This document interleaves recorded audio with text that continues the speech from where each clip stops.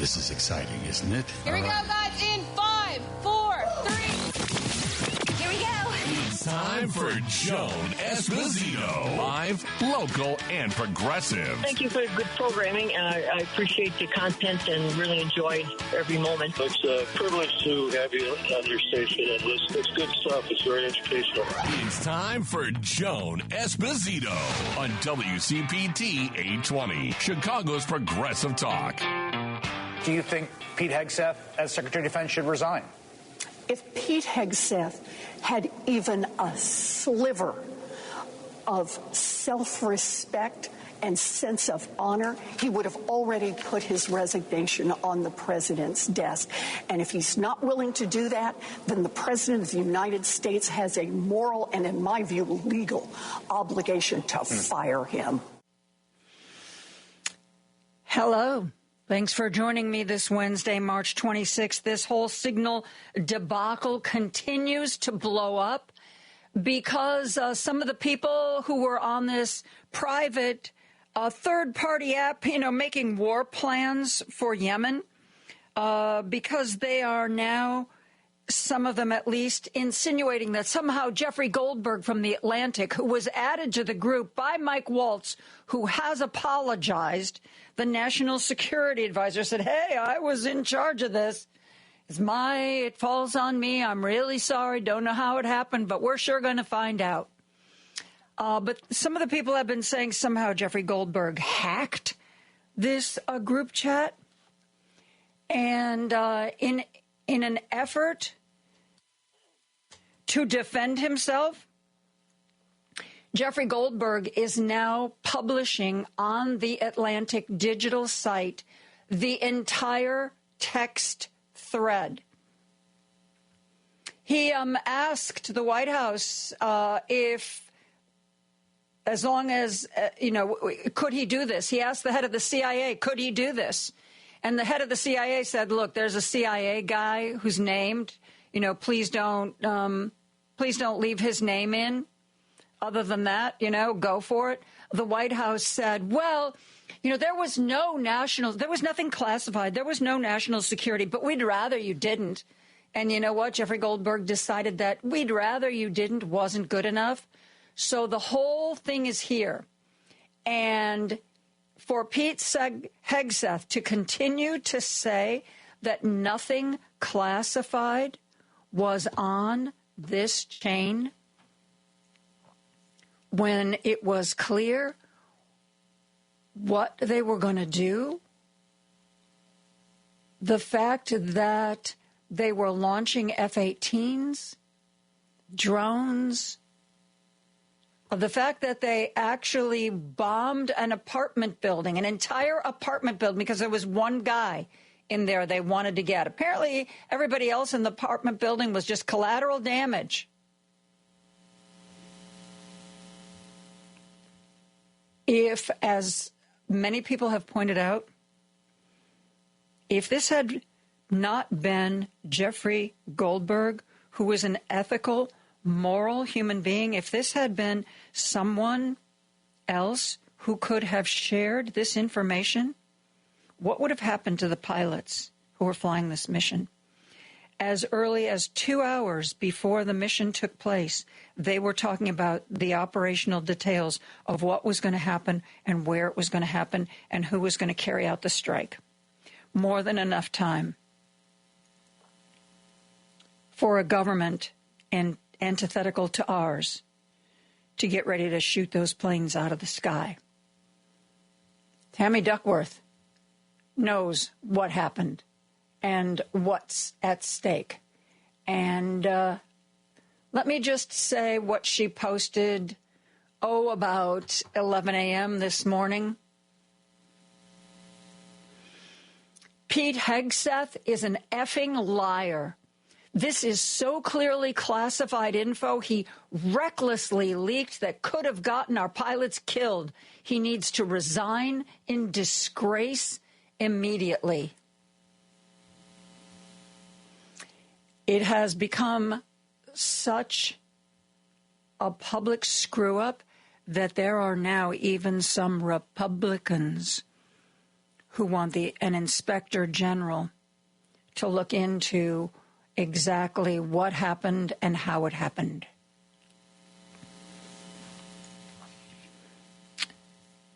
This was something that is unacceptable, but that something could have been so much worse. It could have gotten our military people killed. People could have died because of this, and it is a miracle they did not. It is an absolute miracle. Because you know what? They were obviously, even though this was supposed to be a small group chat, which makes you wonder how many larger group chats have taken place on Signal, these were people at the highest level. And Ray was reading me a post this morning, a woman who uses Signal all the time, and she went into the details of how you set up a group chat like this, how you do it, and you can set it so that only the admin, the person who sets up an account or sets up something. A lot of companies have admins. You may think that your email is private, but the admin at your company, trust me, can read everything. The admin is the one that has the power. There is a setting that the admin can choose to use, which means that nobody on the chat can add anybody. Only the admin can add a name. Oh, and another thing has come to light. Oh, did I forget to mention this? Steve Witkoff, who was on this chain, the guy, one of the people who sent all those emojis, America strong, flag, flag, arm, bicep, prayer, prayer hands. He was in Moscow. He's got a phone that doesn't have any of the government protections. He's not in a secure room. He's not using a secure government phone or laptop or server to communicate about this military action as he's in Moscow. Can you imagine? No, seriously. Wrap your head around this. You don't think that these kinds of phones are constantly being targeted by our enemies, who would love nothing better than to have access to J.D. Vance's phone or Tulsi Gabbard's phone or Pete Hegseth's phone, Marco Rubio's phone, CIA Director John Ratcliffe's phone, all the big people who were on this chain, including our envoy to try to negotiate an end to the war in Ukraine, who was currently in Moscow, but very active on the chain, Steve Witkoff. He was literally in the Kremlin with his phone.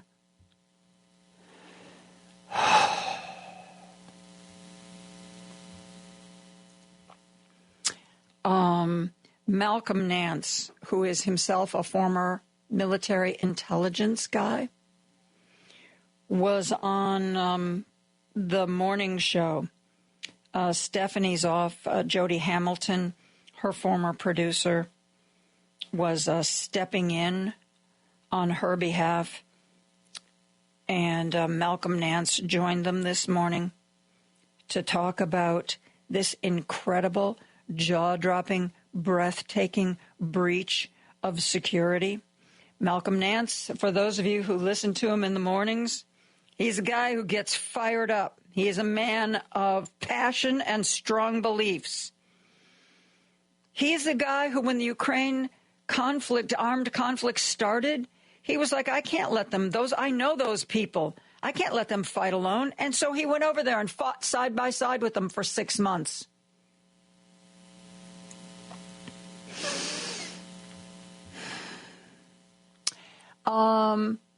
Malcolm Nance, as part of his intelligence work, part of what he did, he was a signals intelligent intercept operator. Do you know what that means? That means he was trying to spy on the other side, just like the other side spies on us. Listen to Malcolm Nance. This is the greatest breach in U.S. intelligence history. And here's why, Judy. I'm going to tell you why. Because if their phones are compromised, they're private phones, and I must assume they're compromised, because we would have done it. We probably are doing it. But if their phones were compromised, they were carrying them into top secret meetings, the White House, their meetings with their boo, wherever that phone was, it is a transmitter, and that's what mobile phones are. When the mobile phone era started, we could not vacuum everything, so we started selective targeting of key individuals so that we wouldn't have to sift them out of the giant vacuum cleaner in the sky. This man, all of those people, their phones are compromised. Everything they have ever said in secret was either monitored or they know about or can get access to. We are so screwed here. Yeah, we are so screwed. And there was a hearing. The CIA director, John Radcliffe, Tulsi Gabbard was there. Tulsi Gabbard pretty much refused to answer any questions. I can't really talk about anything. We're looking into it. Well, just answer me. Was this a government phone or your personal phone? Oh, well, I really can't talk about that. You can't even tell us if this was your personal phone or a government phone? I can't really talk about that. Well, and, you've said nothing classified was conveyed. So since it's not classified, tell us what was conveyed. Oh, well, we're looking into that. I can't talk about that. I know you're thinking, and I've seen on the text line, people are thinking, did somebody do this on purpose? Did somebody want somebody on the outside to know that this was what the Trump administration was doing, that this was how they were handling sensitive, classified military plans? What planes? Oh, yeah, the F-18s. When? Oh, yeah, these are the operational times. Which buildings? Oh, yeah, here we go. It is such a screw-up that it begs the question, did somebody include Mr. Goldberg on purpose? If this had been a larger group, I would find that more credible. But remember, this was a small group. Jeffrey Goldberg today, like I said, published the screen that shows the members of the group. It wasn't a large group. 1, 2, 3, 4, 5, 6, 7, 8, 9, 10, 11, 12, 13, 14, 15, 16, 17, 18, 19. 19 people, including JG. Some people are only identified by initials, but most of them are there by name. J.D. Vance, Steve Witkoff in Moscow, Susie Wiles, Chief of Staff, John Radcliffe, head of the CIA. TG, which is believed to be Tulsi Gabbard, J.D. Vance named in the list, Pete Hegseth, Michael Waltz, the admin. As I said before, there is, who knows if he actually clicked the button, but there is a button. if you are the admin, you can set a group chat so that nobody else on the chat can add anybody, only you. You know, he has had a lot to say since this scandal has blown up. But when it first broke, Pete Buttigieg posted a video.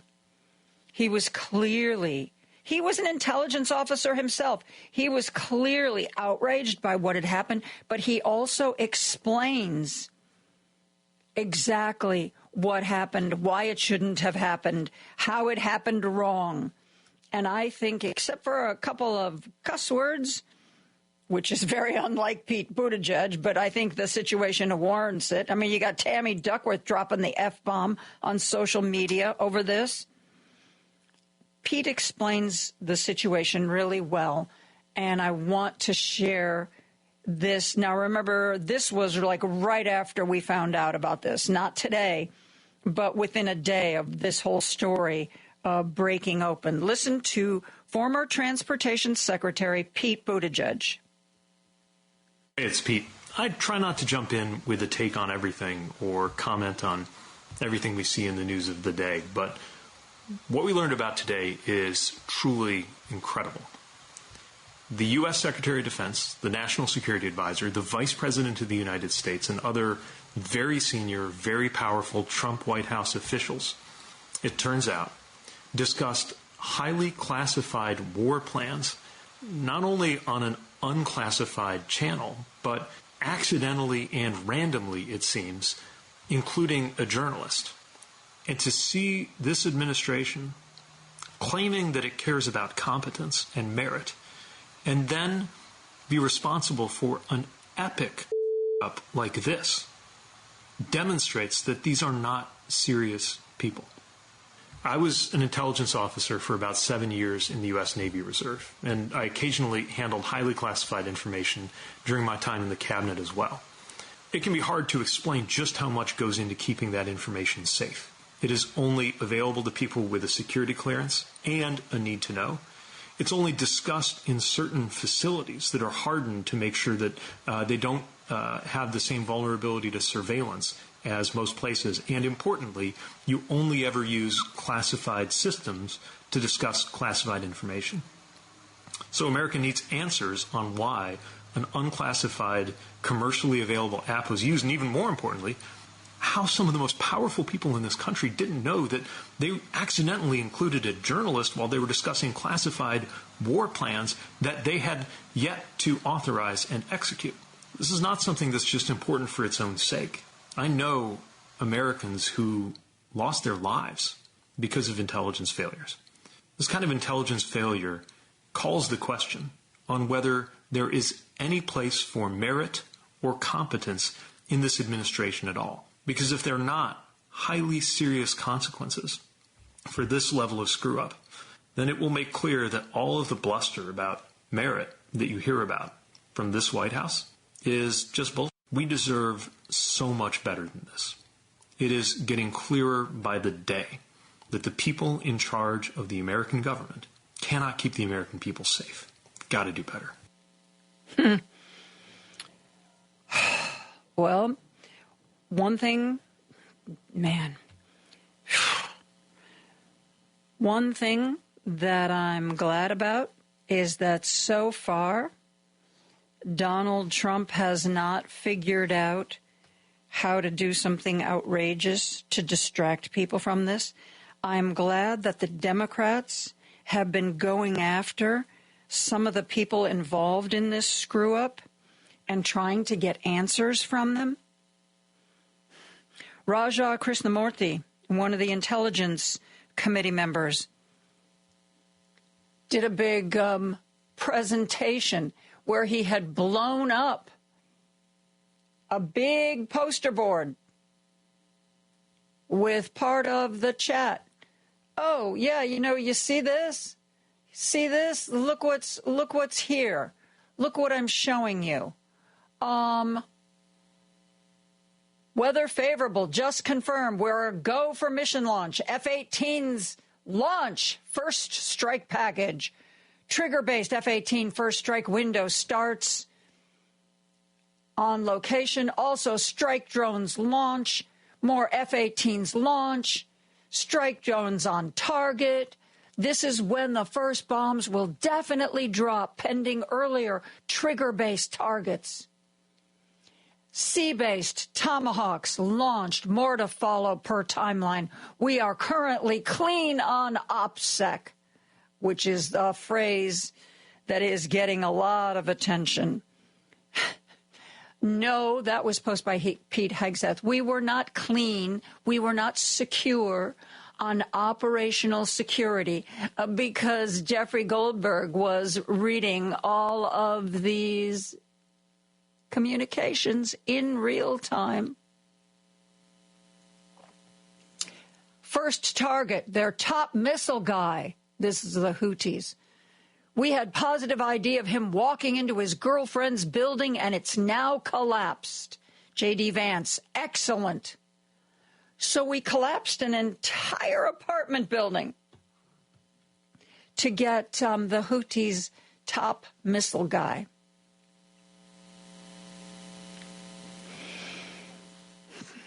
Susie Wiles, chief of staff, after they knew the building blew up, kudos to all, most particularly those in theater and CENTCOM. Really great. God bless.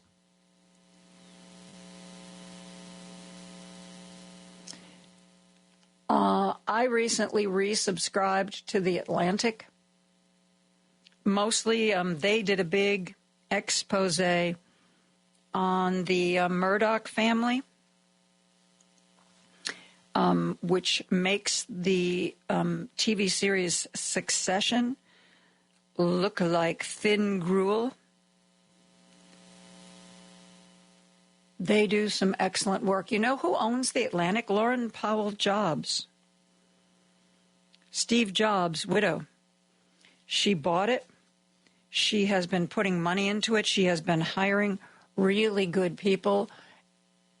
There are a lot of publications that cover politics that I think are good. I think Washington Monthly is good. I also subscribe to that.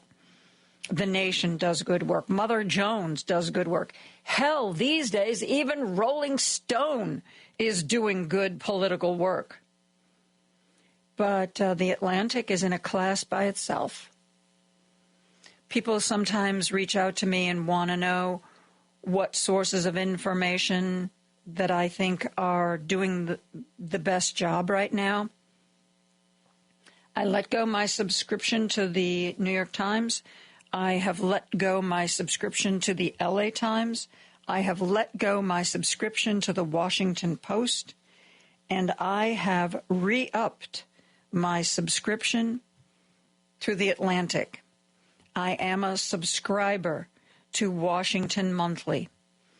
There are people who write newsletters. Heck, Eric Zorn, Picayune Sentinel, I subscribe to that. That's for my daily dose of local sense. If you have a minute, if there's a newsletter or a website that you think is really good, text it to me. I would like to look into it. And also, Lady B and I are going to be opening up the phone lines, 773-763-9278. If you've never texted or called before, think of it this way, 773-763-WCPT. Is there a news source that you think is trusted? I'd like to hear about it. We're going to take a break. We're going to be back with your calls. And, there's more going. People are mad as hell about this signal thing. Like I said, even some Republicans are now calling for the Inspector General to do a full-blown investigation of what happened. We'll be right back with more. Podcasts of Joan Esposito, live, local, and progressive, are available on Spotify, Apple Podcasts, TuneIn, iHeartRadio, YouTube, and Amazon. Just search for Joan Esposito. This is Chicago's Progressive Talk, 820 AM, WCPT Willow Springs, and online at WCPT820.com, where facts matter. Joan Esposito, live, local, and progressive on WCPT 820. We're getting some really interesting things on the text line. Remember I told you Yusha Vance was going to go to Greenland, not invited, not official. There's a dog sled race. She just thought she'd go watch the dog sled race. And there was such a negative blowback that it was then announced that she actually wasn't going to go to the dog sled race. That trip was canceled. But she and her husband, J.D. Vance, would be going to Greenland, again, uninvited, not wanted, but there is an American Arctic base located in Greenland, and they're going to go visit that. Again, not wanted, not invited, not an official government trip. So I guess Usha didn't really feel safe, or maybe J.D. thought that some really nasty Greenlander. Somebody texted in, I wonder if J.D. decided to accompany Usha on her upcoming trip to Greenland because maybe he was worried she might have tried to apply for asylum there. You know what? Could be. Could very well be. Somebody else pointed out recently about they had some rather negative things to say about Pete Hegseth. And I didn't even realize this. Apparently, he thought he would be really cool if he took an American flag and used it to line his suit jacket. He honored an American flag by lining a suit jacket with it so that, his pits could be close to the stars and stripes.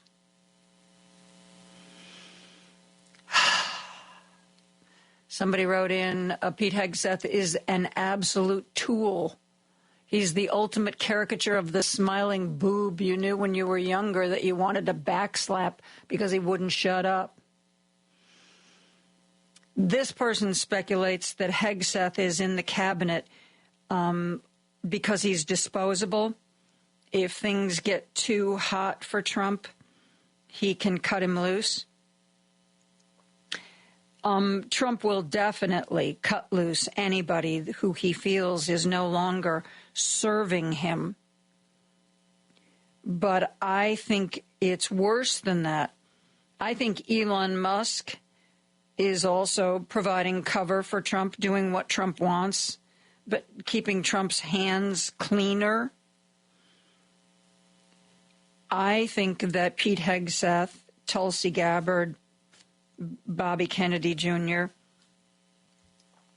they were chosen for one reason and one reason only, their loyalty.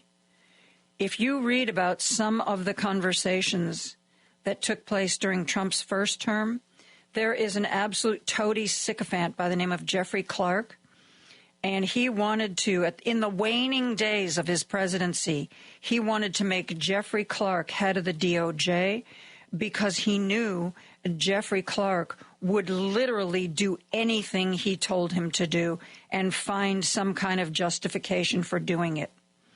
That was the meeting where Trump's own lawyers, before they had the meeting, and because they knew what was coming, they got in touch with all of the lawyers, U.S. attorneys across the country. They got in touch with all of them but one who was on vacation. And they all agreed that if Jeffrey Clark was made head of the DOJ, they were all going to simultaneously resign.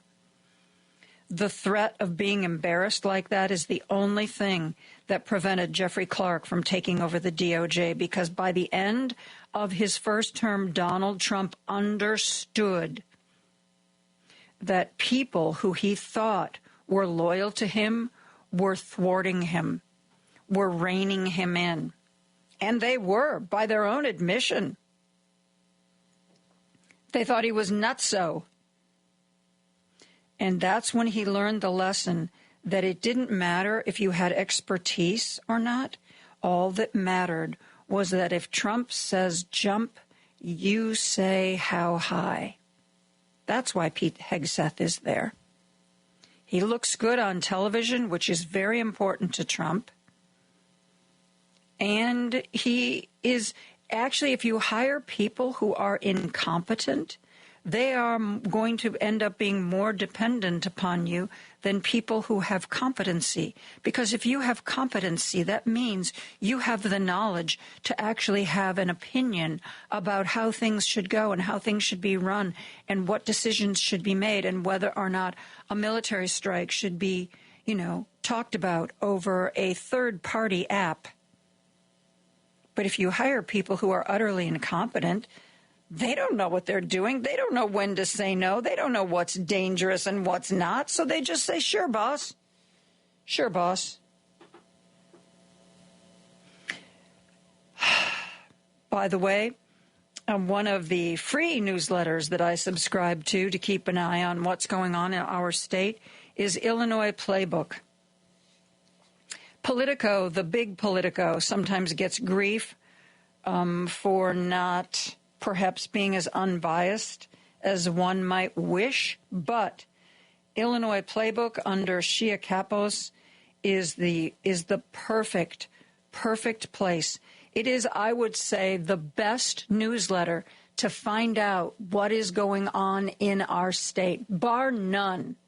It is Axios Chicago is great and it's fun, and if you live in the city, but Illinois Playbook, man, covers the state in a way that the rest of us don't really have time to look into.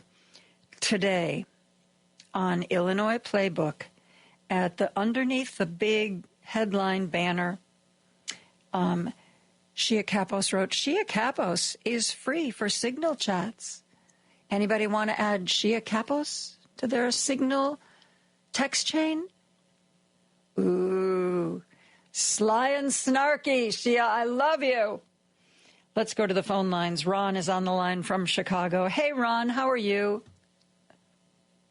Has it been determined who started to use the signal communication to begin with?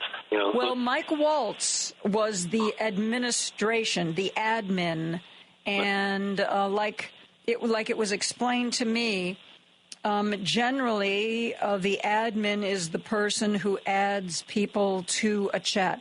In fact, Mike Waltz actually went on Fox and apologized and said he didn't actually say that he was personally responsible for adding people, but he said it went through him, therefore he was responsible. So whether or not it was some aid to Mike, hey, put together a small group. These are the kind of people you should invite. I don't know. I don't know if he actually sent the invitations, but Jeffrey Goldberg said that when he got an invitation to join this chat group, it said it was from M. Waltz. Mm-hmm. All right. Yeah. Then I think the Republicans are going to start blaming the staffers. That's always yeah. But they've some of them, though, have decided that somehow it's Joe Biden's fault. Did you know that? I'm a little confused. Of course. I'm a little confused as to how that works. I'm sure there's some sort of obscure connection that I'm just missing. I wonder how long that's going to go on, that everything goes wrong is Biden's fault. Good grief. Well, at least another 2 years. Yeah. And does JG, does that stand for Judy Garland? Maybe that's who they thought. We can add her. She's a dead woman. She won't tell anybody. That's a good question, though, and people are starting to speculate. Who did they think he was? Because JG is very clearly, his name isn't there, but JG is on the chat. Who is JG? Nobody asked. Nobody asked for any kind of confirmation. Like supposedly they all recognize the names or the initials. I don't know. Or John Goodman. That's another one. There you go. Right, John Goodman. I could see John Goodman. Yeah, he should be on the text chain. Very definitely. All right, thank you. Thank you, Ron. Thanks for the call. And I was asking, you to recommend sources of information that you think are good. Somebody texted in, The Guardian has pretty good reporting. Absolutely. I am actually a subscriber now to The Guardian US. You do type in theguardian.com/US. The Guardian started in the UK and is still there, but they do a US version. It is frankly that, and I've also now resubscribed to USA Today, as well as the Tribune, and I also read the Chicago Sun-Times. Those are the ones that I have bookmarked on my computer. By the way, The Guardian reporting last night, Waltz claims full responsibility for adding journalists to Signal Group, but can't explain how it happened. In an interview on Fox, Mike Waltz, National Security Advisor, insisted he doesn't know and has never texted Jeffrey Goldberg, the Atlantic editor. We're going to get to the bottom of it, Waltz said, of exactly how Goldberg was added to the Signal Group on his phone. I talked to Elon on the way here. I assume he means going to Fox, meaning Elon Musk. We've got the best tech minds looking at how this happened. So he's the admin. The admin is the one that adds people to the text chain, and he has no idea how it happened. And doesn't that make you feel safe? This guy is the National Security Advisor, and he doesn't know how it happened. Dear God. But just remember, a clown with a flamethrower still has a flamethrower. Let's go back to the phone lines. Bill is on the line, or Phil is on the line from Woodstock. Hey, Phil, thanks for the call. Hi, it's Bill. B-I-L-L. Oh, it is Bill. It okay. is Bill. You were right. Okay. Yes, I'm calling to let you know that I got tired of sitting around and texting and doing things, and I found Indivisible in McHenry County.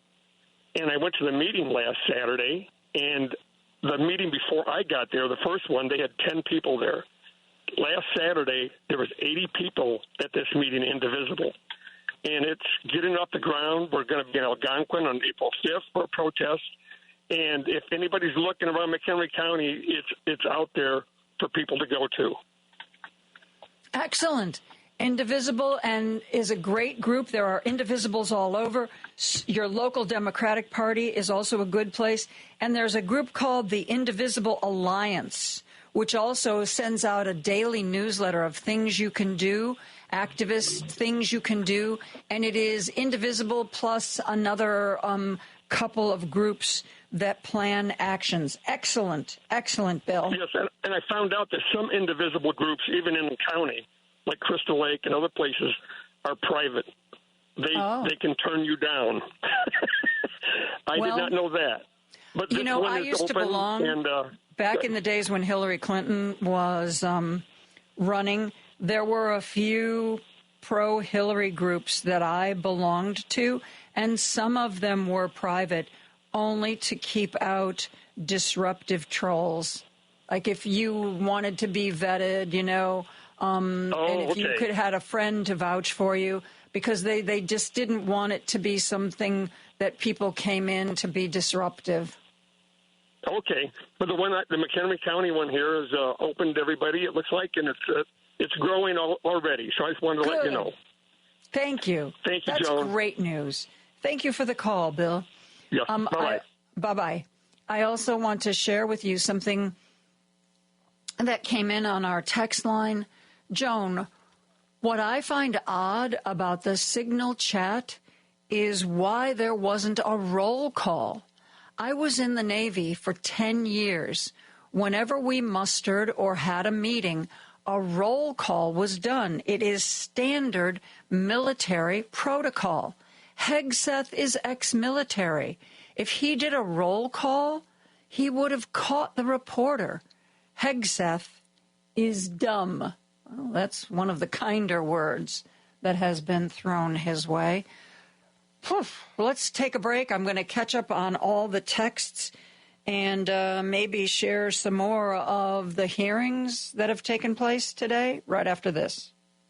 There's no excuse to miss Joan Esposito. It's number one on my stereo. Live, local, and progressive. You can listen to her daily at WCPT820.com on your computer or phone. Driving it home with Patty Vasquez. Really, we need to start accepting that the vision that these people have, the Heritage Foundation, Musk, Alito, and Clarence Thomas, they are prepping us for a dictatorship. We need to destroy the democracy from the inside, making it dysfunctional and not functioning at all, so that they can take it over with their form of dictatorship and make this a corporate entity. Patty Vasquez, weeknights 5 to 7 on WCPT 820. You're listening to WCPT 820 because facts matter. Now back to Joan Esposito, live, local, and progressive on WCPT 820. 773-763-9278.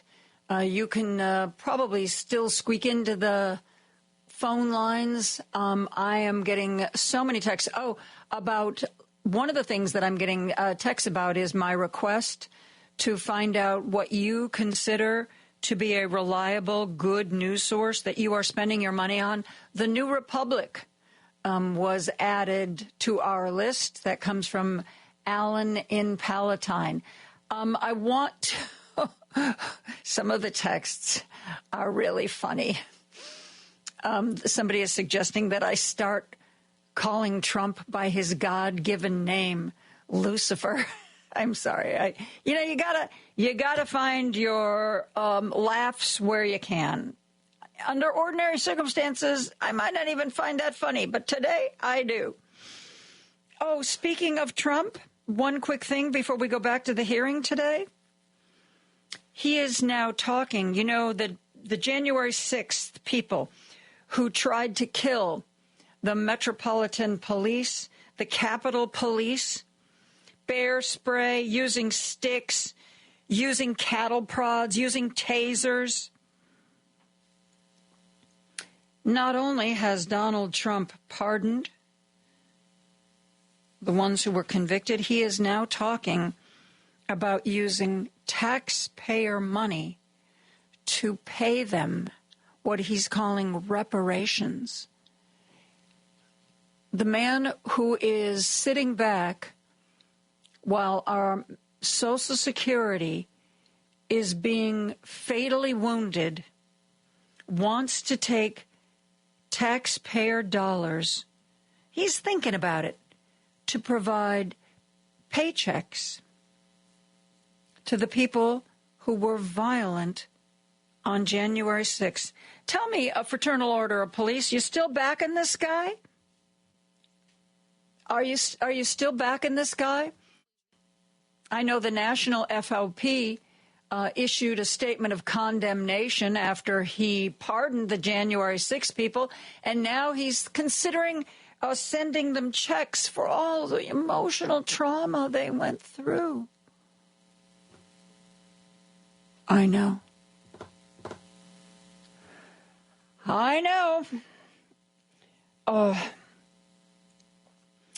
Let's go to Bonnie, who's on the line from St. Charles, Illinois. Thank you so much for the call today. Oh, I love talking to you, and I love Lucifer or Beelzebub, or just call him Satan. Let's just be straight. JG is him. That's him, because he would always call talk shows and say he was John somebody. Anyway, I wondered if this whole thing was a setup for poor Goldblum, because do you remember Dan Rather several years ago? He was given some false information, and then it was disproved, and it made him look like a jerk, and he ended up having to resign, and I haven't seen Dan Rather in years.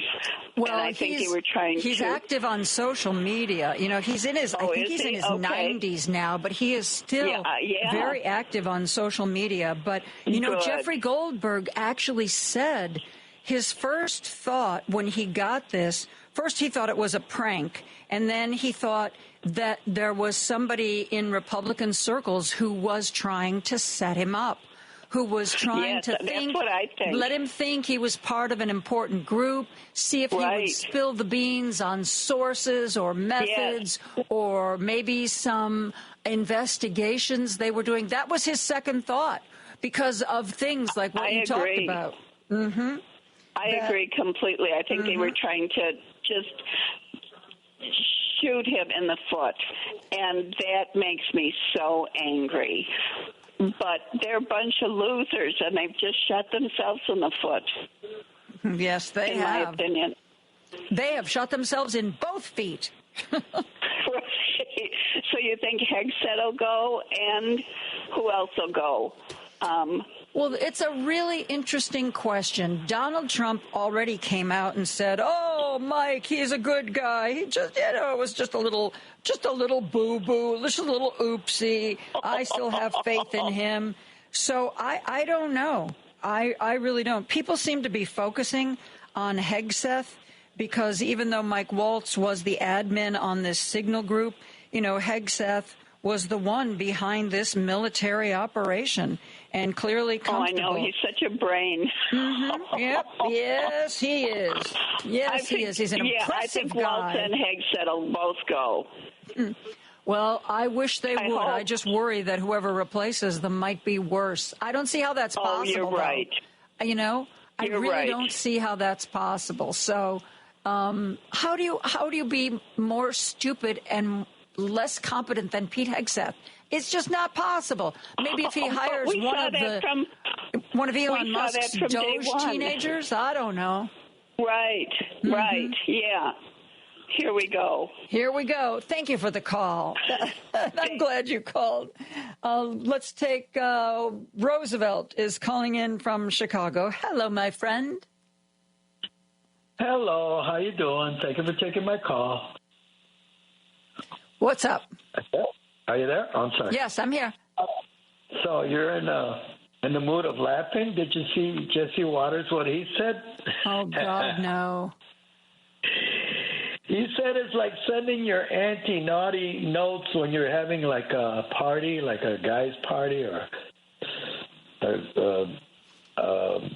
when men are only men are invited. That's what he said. And he also said that, well, he reported a video on Trump where he says that Jeffrey is a sleazebag. I heard him say twice, and it's a failing magazine. This is Trump that said this. So what I'm getting at is, do you think, since there's more of them, do you think they're going to make this guy or investigate him or do something within the government to make him not credible? Or I don't know. I don't even feel like I have the ability to predict anything that this administration is going to do. If tomorrow morning Donald Trump woke up and fired Pete Hegseth, that's not something that I'm predicting. Tomorrow he may just announce that Pete Hegseth is getting the Medal of Honor. I don't know. These people are so far away from any reality that I live in that I never know what they're going to do. I really don't. I just kind of roll with the punches, Roosevelt. Roosevelt, I need to wrap up real fast because I'm trying to get another call in before we go to the news. Thank you for the call, though, my friend. Earl is on the line from Hyde Park. Hi, Earl. How are you today? Oh, I'm doing fine, Joan. I always enjoy your program, and I'm glad you took the call. But I just wanted to reiterate that the prerequisites for any of these positions that Trump doled out and recommended were they have to be loyal, fealty to Trump, and they want to destroy the department that they were going to be working for. And Pete is a perfect example of a guy Trump wanted. No experience, ignorant, but he has loyalty to Trump, and he'll do whatever the head man tells him to do. And he's got the gift of bluster. He has the ability to talk and converse in the media and not trip over his tongue necessarily, but the stuff that he's saying, he says it with some like he's saying it with authority. And it's a sad thing. We just don't have enough time to talk about how much our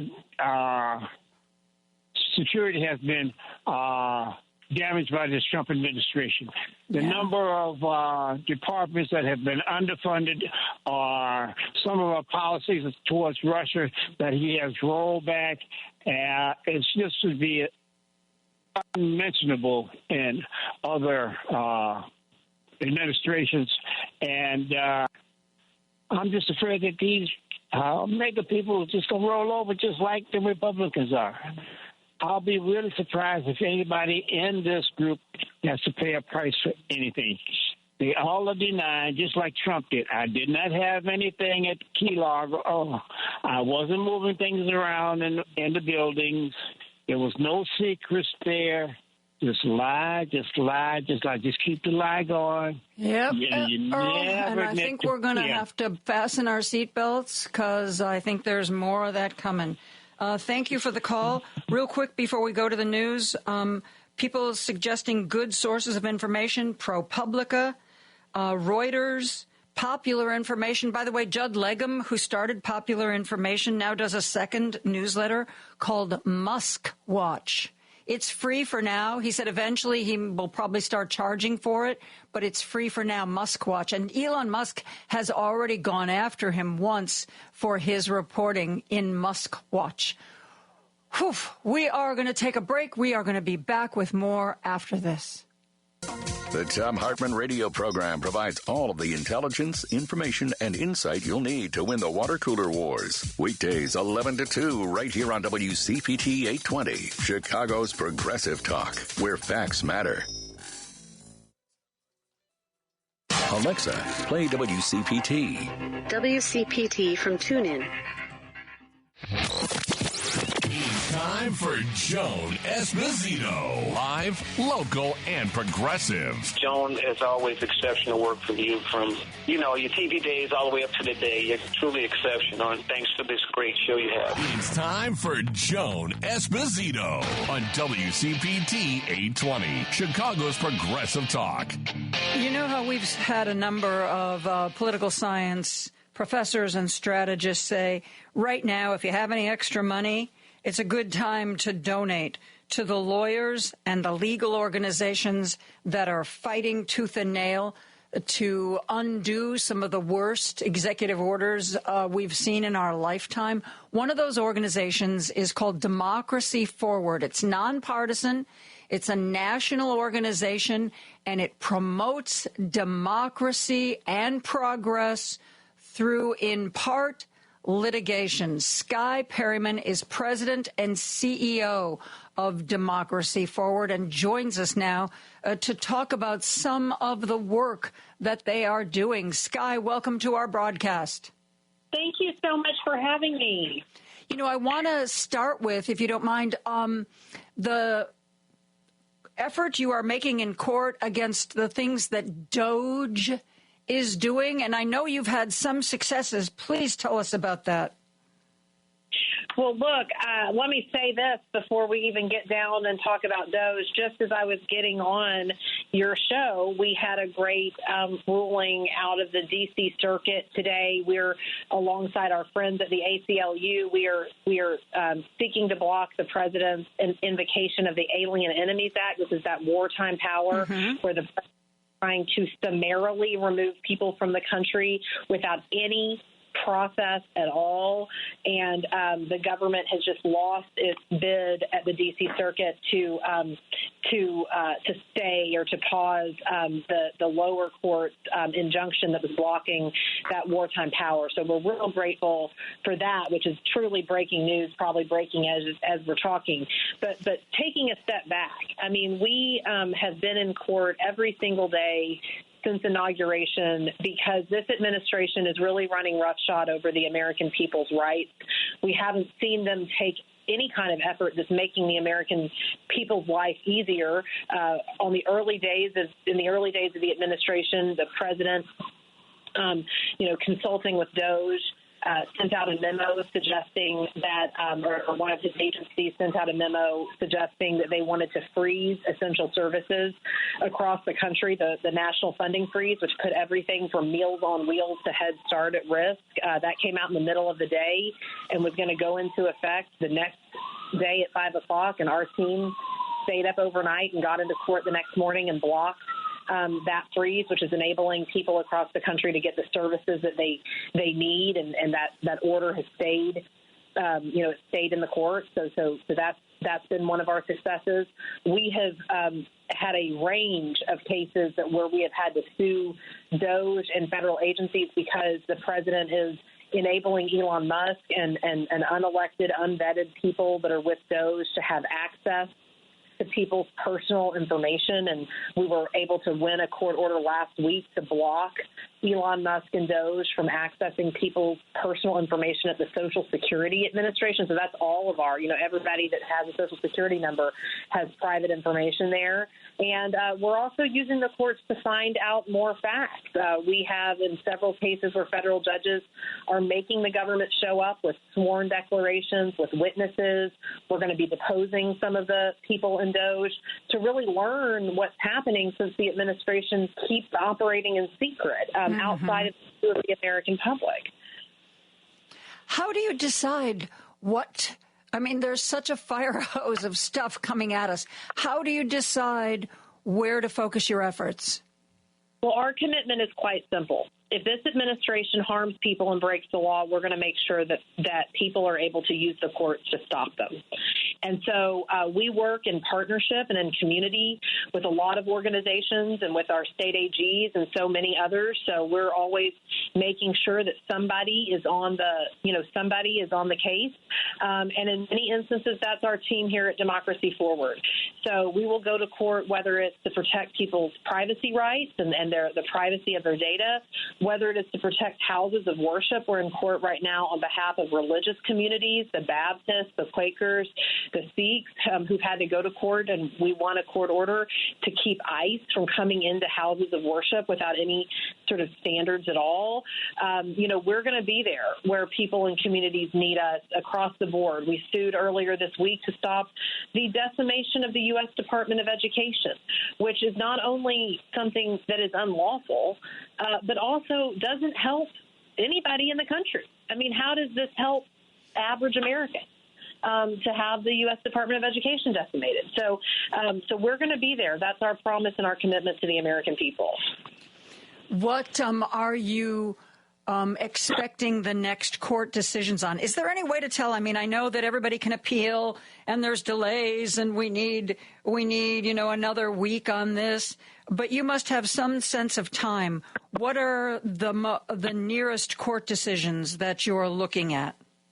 Well, there's a range of these cases. I mean, the cases with respect to public education in this country, the Department of Education, another policy that the administration outlined in what's called a Dear Colleague letter that's threatening public education funding and education funding across the country. We expect that we will hear from courts in those cases. We're filing these motions for expedited orders.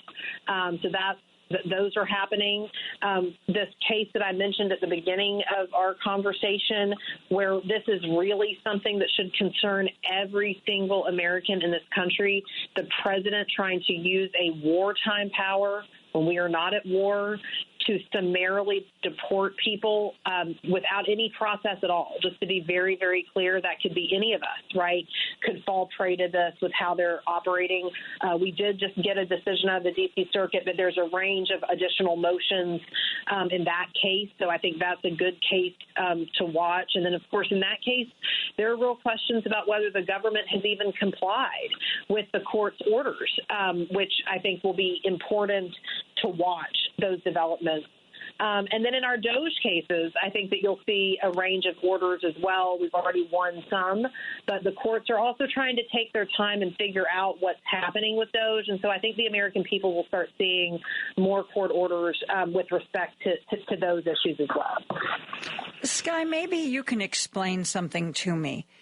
clearly, I'm not a lawyer, but clearly even I know that some of the executive orders that Trump is writing up and signing have no basis in law. Oh, yes, I think I'll write an executive order that says no more birthright citizenship.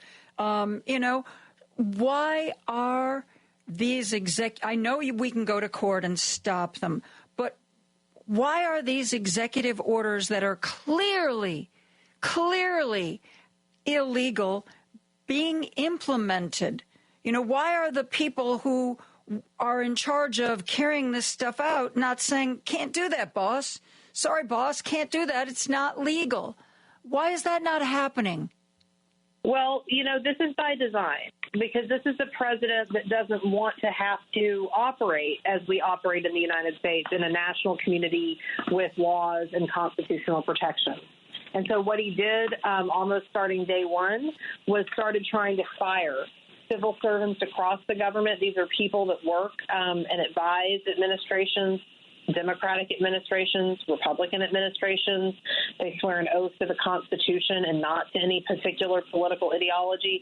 And the president doesn't like those civil servants. And Elon Musk doesn't like those civil servants because their job is to advise and to really be motivated by the law and by the well-being of the American people. But even getting rid of the civil servants, how is that legal? Like they were like, oh, USAID, we're getting rid of that. Everybody go home. You're all fired. Yeah. You're all laid off. Oh, and the court's going, wait a minute. That's not legal. Bring all those people back. You can't do that.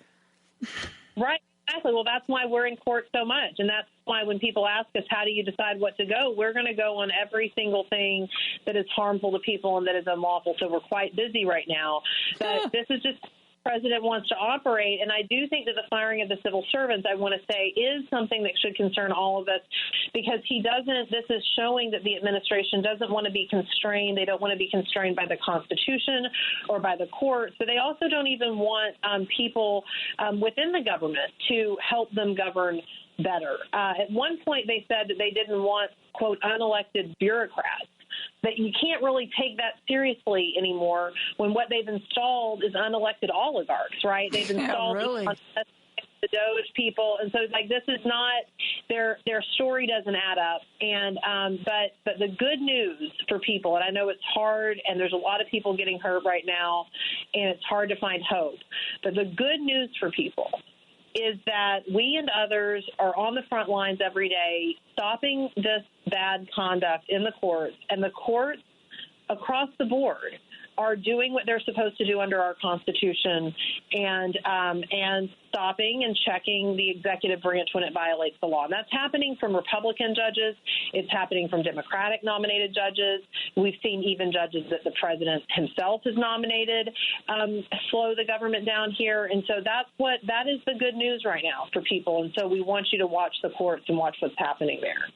And we are also going to be watching what Democracy Forward does and the success that they have pushing back. Skye Perryman, President, CEO of Democracy Forward, one of the organizations that is fighting to keep our democracy actually a democracy.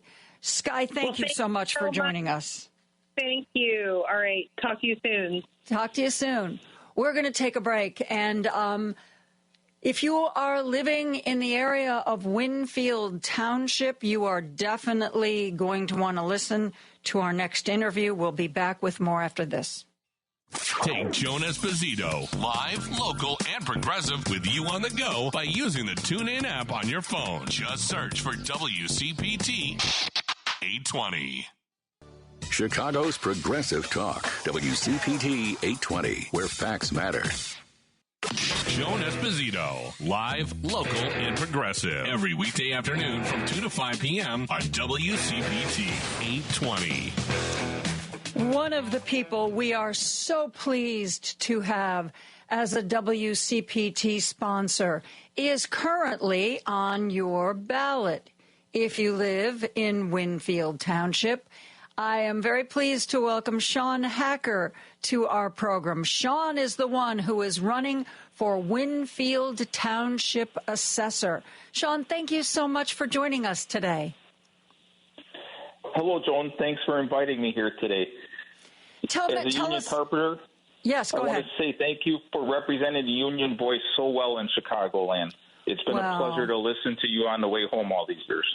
Thank you. I appreciate that. And let's not gloss over the fact that you're a union guy, because that means a lot to me, and I know it means a lot to people who will going to be going to the polls. Remember, April 1st, you can vote early now, but April 1st, if you haven't voted early, get yourself into a polling place, and you are going to see the name Shawn Hacker listed as Winfield Township Assessor. Shawn, tell us more about yourself. Well, I have 30 years in the Carpenters Union. I'm a current trustee. I've been elected precinct committeeman. I got appointed to the Fire Commission Board in Winfield. So, yeah, Lynn convinced me to run 4 years ago for township trustee, and it just got busy ever since that. And what is it tell me what a township trustee does. Well, the trustee, that's the current position I'm in right now. Yeah, I know. The position you're in now, what do you do in that position? Well, we audit the bills. We try to help direct the supervisor, but she's kind of steering the bus, and, a lot of things didn't get done. So we go to these elected officials meetings, and I have to listen to everything that the other townships are doing for their seniors, for their children, for the disabled. And then I have to go home and try to go to bed because we do none of those things, and it's hard to go to sleep after you hear about 600 people in line for a food pantry, right? And we don't even have a food pantry. That's amazing. Now, this position you're on the ballot for now, township assessor, what kind of work does the assessor do? So the basic definition is an elected or appointed individual who oversees the property valuation process in a township or multi-township jurisdiction. They are responsible for establishing an opinion of value. What I assume that means that you would be, of course, running that department. How many, what's the size of that department? How many people would you be managing? There's 6 people in that department. Nobody speaks Spanish. And a third of our Winfield Township residents, that's their language that they speak. Mm-hmm. So imagine how hard it is to fill out documents for all of these exemption forms from, there's like 9 of them, senior citizen all the way down to veterans, right? Mm-hmm. How do you do that if, I can understand speaking the language, but writing it is something different. Yeah, it seems ridiculous that people who are an important part of your area would have those barriers. What else is it that you'd like to see happen? What would you bring to the table as township assessor?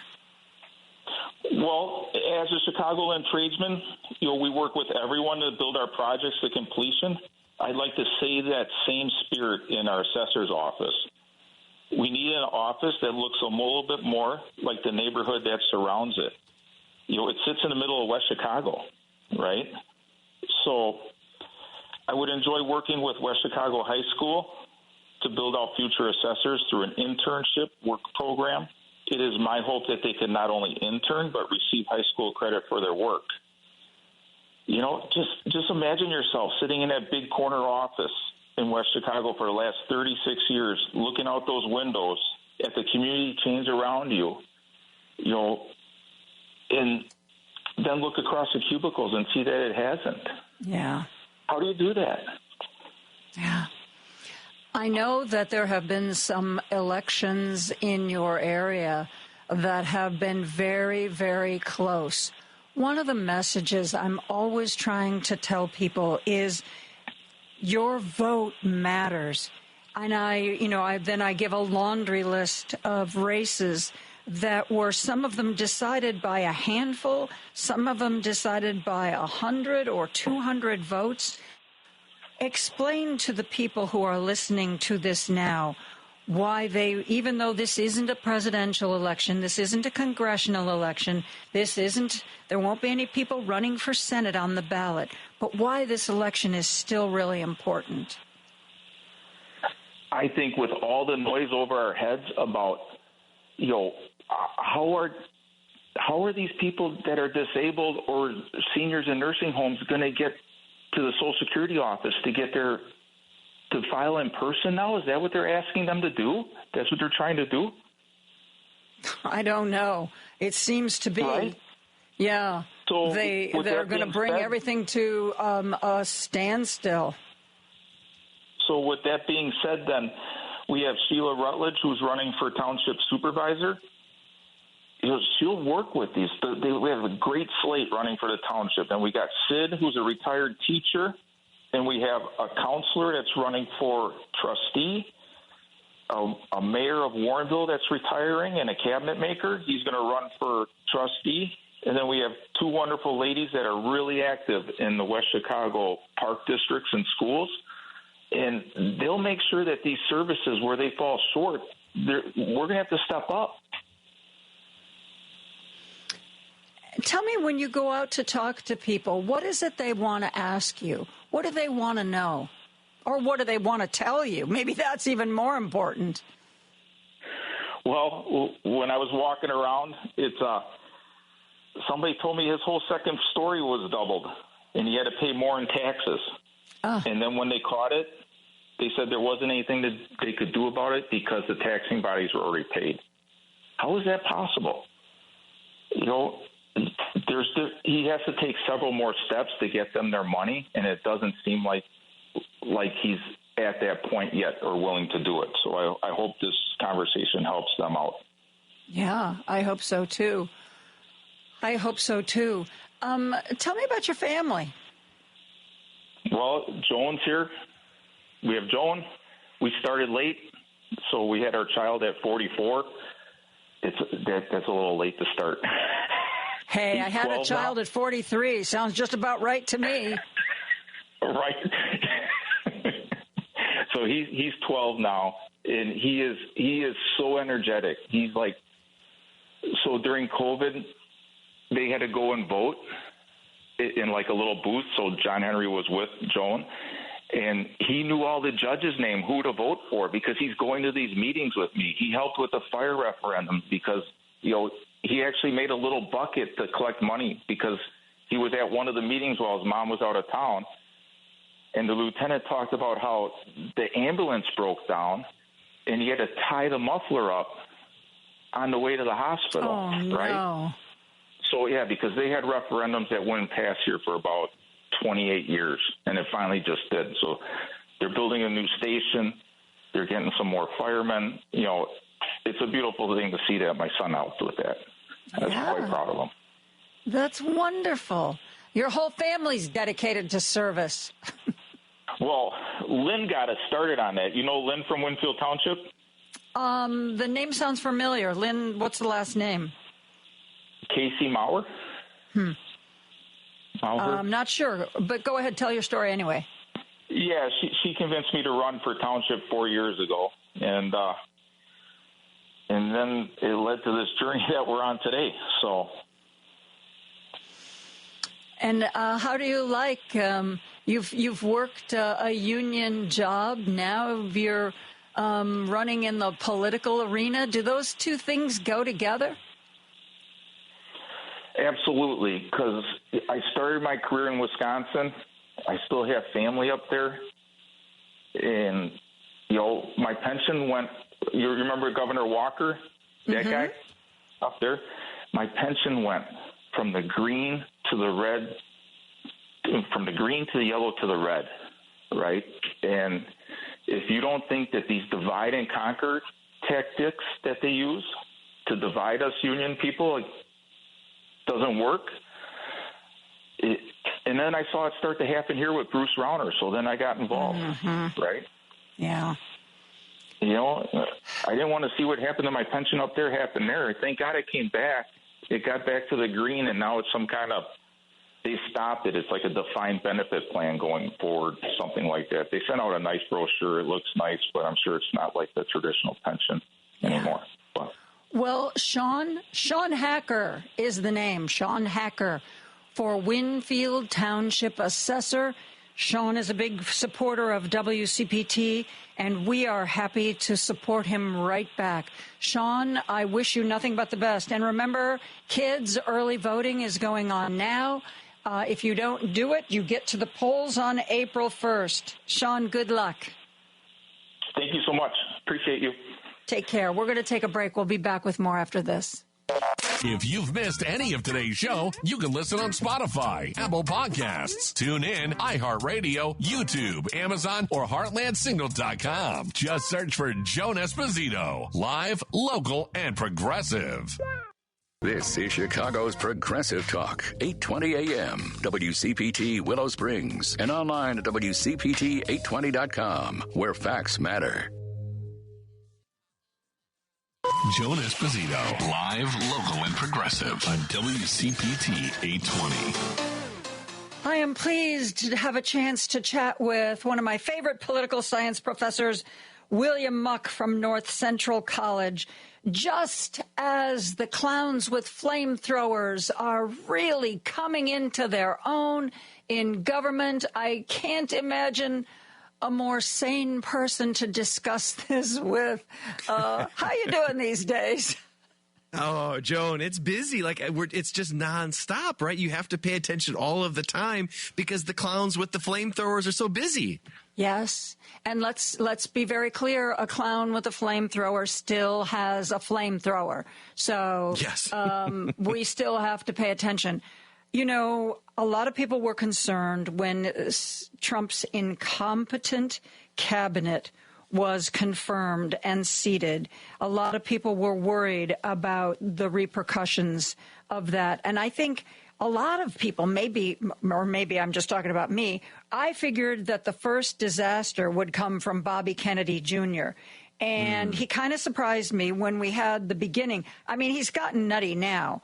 When we had the beginning of the measles outbreak, he sent from the Federal Reserves, he sent 20,000 doses of measles vaccine to Texas. Then, of course, he started talking about how vitamin A was a good way to fight and prevent measles, which I now understand has resulted in vitamin A, kids, it's not a water-soluble vitamin. It's a fat-soluble vitamin, which means, unlike B vitamins, you don't just pee it out.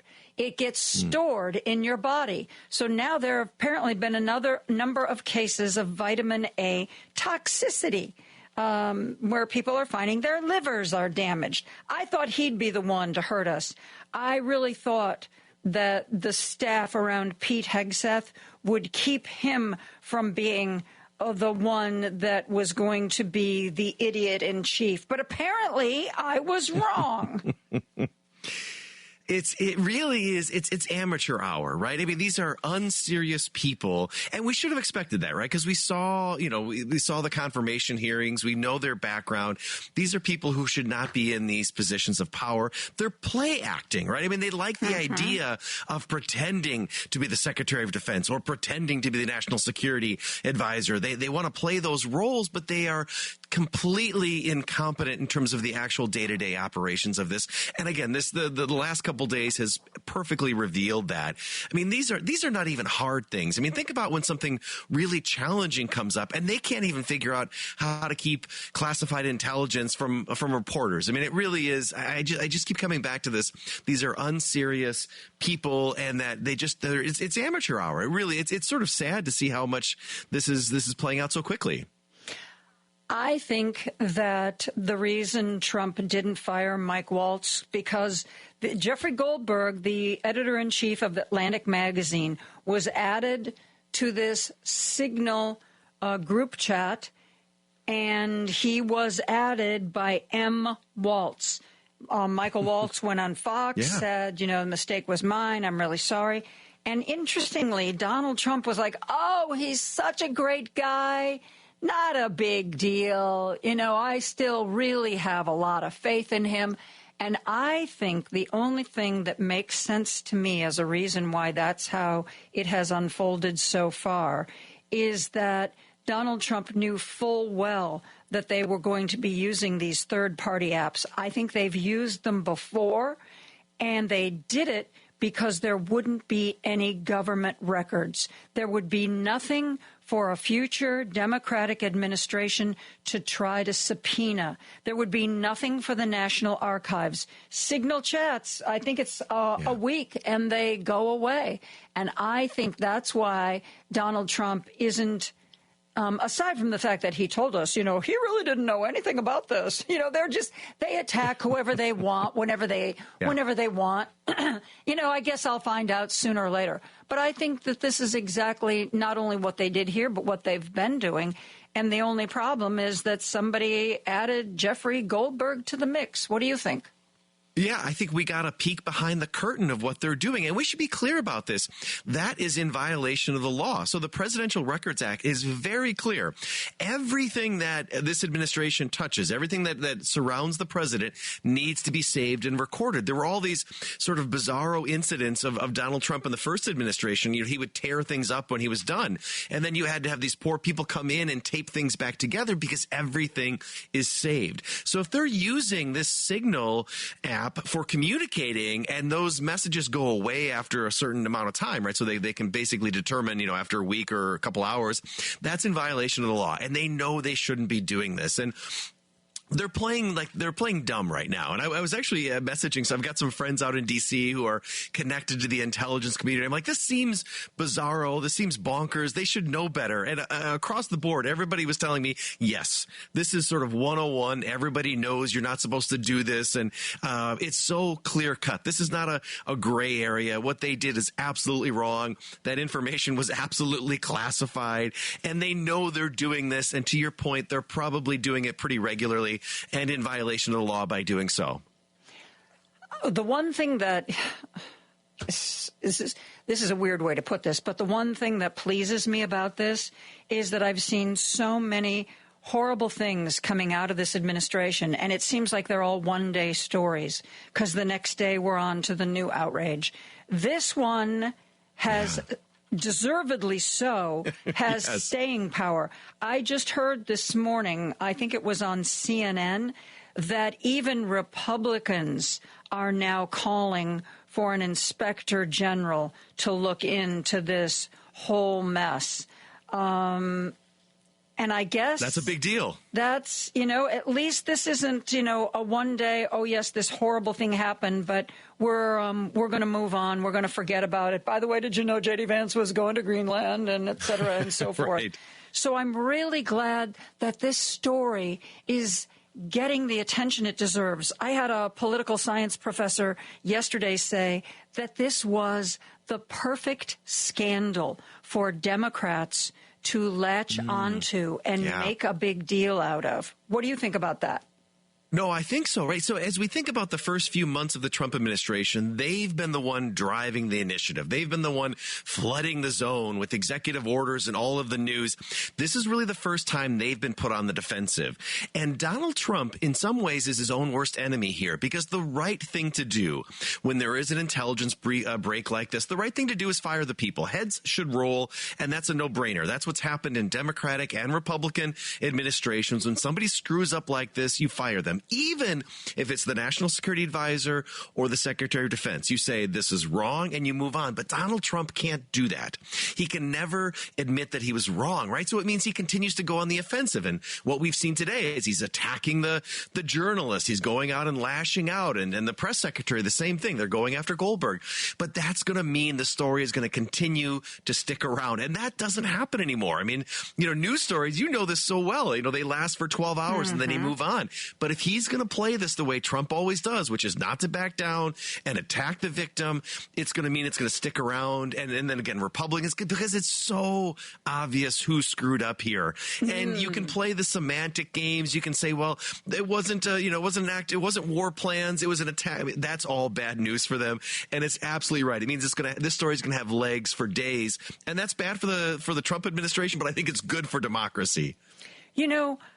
I'm sure Pete Hegseth is taking a page out of Donald Trump's playbook, But Pete Hegseth keeps going in front of cameras and trying to gaslight us into thinking that there was nothing of a classified nature in these communications. The communications that Jeffrey Goldberg has now published. He said this, he said this, I said this, they said this, they said this. They're clearly discussing what they're going to do, who's going to do it, when they're going to do it, why they're going to do it. If that ain't classified, I don't know what is.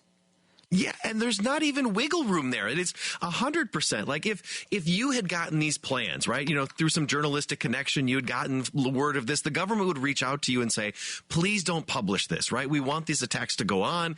Please hold this for a couple hours because it's classified information.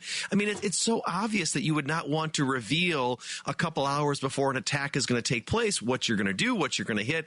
I mean, there's no question about it that would have been classified information.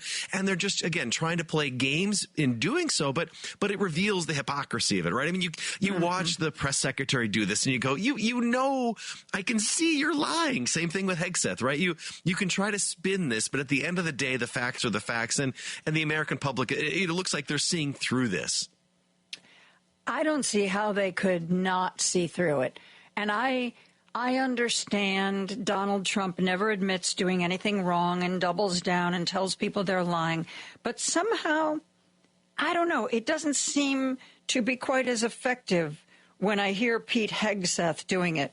And, the normally mild-mannered Pete Buttigieg posted a video where he drops the F-bomb and talks about bull poop. Tammy Duckworth dropping the F-bomb on social media.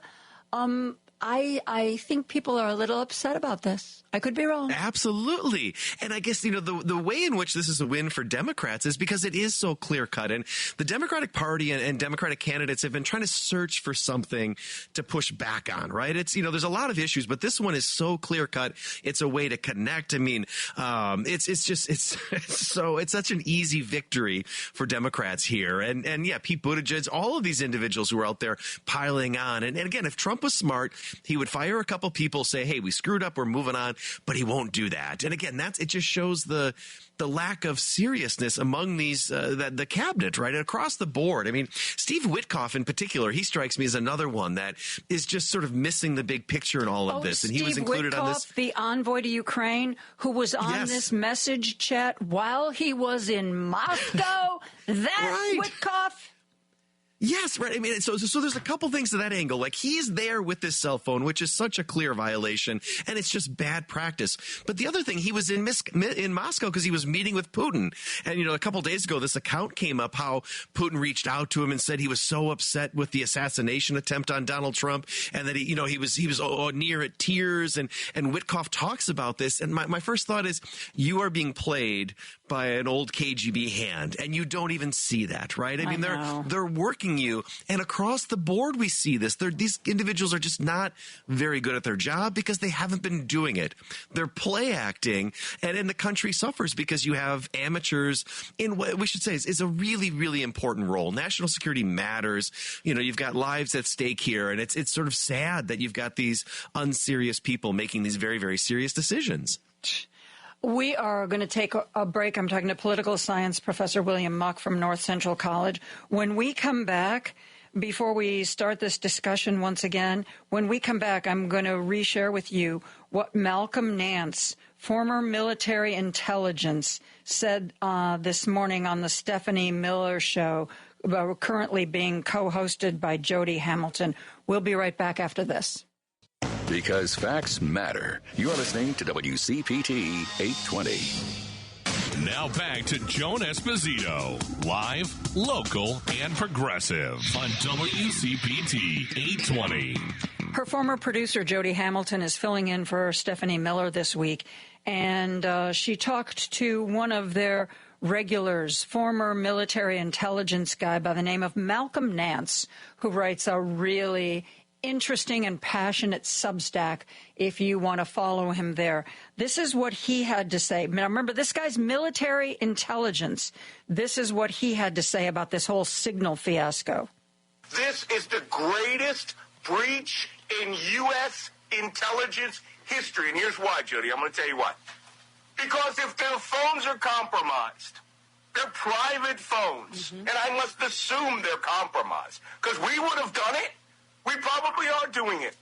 But if their phones were compromised, they were carrying them into top secret meetings, the White House, their meetings with their boo, wherever that phone was, it is a transmitter, and that's what mobile phones are. When the mobile phone era started, we could not vacuum everything, so we started selective targeting of key individuals so that we wouldn't have to sift them out of the giant vacuum cleaner in the sky.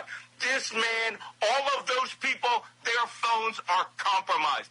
Everything they have ever said in secret was either monitored or they know about or can get access to. We are so screwed here. Your reaction, Professor Muck? Yeah, I think there's a lot of truth to that, right? And that's why, I mean, anytime you deal with national security issues, I mean, if you go to the Pentagon, they're not joking around. You're not able to walk around with your cell phone. You're not able to go into rooms because of all of those concerns. And we saw some of this during the first Trump administration, where Trump was cavalier about intelligence, whether it was, documents or his own phone, all of that. I mean, there's a reason we do this, and we should not assume that these other actors in the world, the Irans, the North Koreas, the Russians, the Chinese, are not looking to take advantage of this. I mean, China and Russia are probably salivating at the Trump administration and all of the information, all of the intelligence that they're able to capture just because these guys are so sloppy and they don't take their job seriously. I mean, it is, again, there are a lot of people in a lot of roles in Washington, D.C. who take this stuff very seriously. But what we're seeing, the individuals at the top are not. And that compromises everything. It's just a joke how cavalier they are about all of these things. And the part that is really scary is that luckily the person who was added to this text chain was an ethical, morally responsible guy. Can you imagine if accidentally they had added the name of somebody who was less ethical and less moral? And worst of all, what if it had leaked to somebody, even if somebody had been added and they said to their friends, hey, gosh, look at this. I don't know what this is, but if that information, because by the reports that I saw, 2 hours before the attack happened, they talked about what was going to happen, how it was going to happen, and where it was going to happen. Can you imagine if that information had fallen into the wrong hands and our pilots had been shot down, had been killed? I mean, this came so close to being a deadly mistake. And that's the part that I hope nobody lets go of, William. I totally agree, right? It could have gone so much worse. And the reality is if they're doing that for this, they're doing it for other things. So, the point is that the United States has been compromised in a variety of ways. And then the hope is that there's some investigation of all of this. But what Donald Trump has done in his first couple months is remove anybody who might do that, right? Remove all the inspectors generals, remove anybody from the FBI. Normally, the FBI would take a role looking into this. Well, Kash Patel, you think Kash Patel is going to engage in an honest assessment? He was asked this morning if the FBI was going to investigate what they're calling Signalgate, and he wouldn't answer one way or the other. Yeah. I mean, you saw his reaction. Tulsi Gabbard, who just looked clearly like a deer in headlights, didn't know what was going on. Did you see that exchange? She was like, well, I don't know if it was Mark Warner said, well, just tell us, you don't want to talk about anything else. Were you on your personal phone or were you on a government phone? Oh, I really can't comment on anything to do with this because, we're investigating it. It was somebody who clearly, these are things that are over her head. I don't know if it was earlier or later, she was talking about, somebody asked a question about, she was retweeting Russian propaganda from RT, and she was talking about, well, she still retains her First Amendment rights. I mean, again, think about, the previous Secretary of Defense, Lloyd Austin, who was about as careful and serious when he came to Congress and testified, a real professional. And you think about over the course, Democrat and Republican administrations, for the most part, have taken these positions positions very, very seriously. And then Trump is putting his buddies in there from Fox News and others. And again, you're absolutely right to say it endangers service people's lives. It's so awful. And there should be some accountability for it. But now what Trump has done to the government makes it much more difficult to even find out what happened, much less hold these people accountable. You remember back in Trump's first term when we all thought it was laughable when he added Rex Tillerson to his cabinet? Rex Tillerson, who he liked because he was the CEO of, I think, what was it, Mobil, Exxon, one of those big companies. Yeah. He was a big friend of Putin. Putin had given him some honor. And now I look back at Rex Tillerson and I think, dear God, can we bring him back? Is that a possibility? Those are the good days, Joan. Yeah, the great days. And, I've been talking about we ought to be careful what we wish for, because if Pete Hegseth does resign, and there are a lot of people who would like to see that, somebody said, who's going to replace him? Mike Flynn? I mean, think about it. Well, and this is what happens when you don't have an appropriate review process, when you're not bringing in qualified people.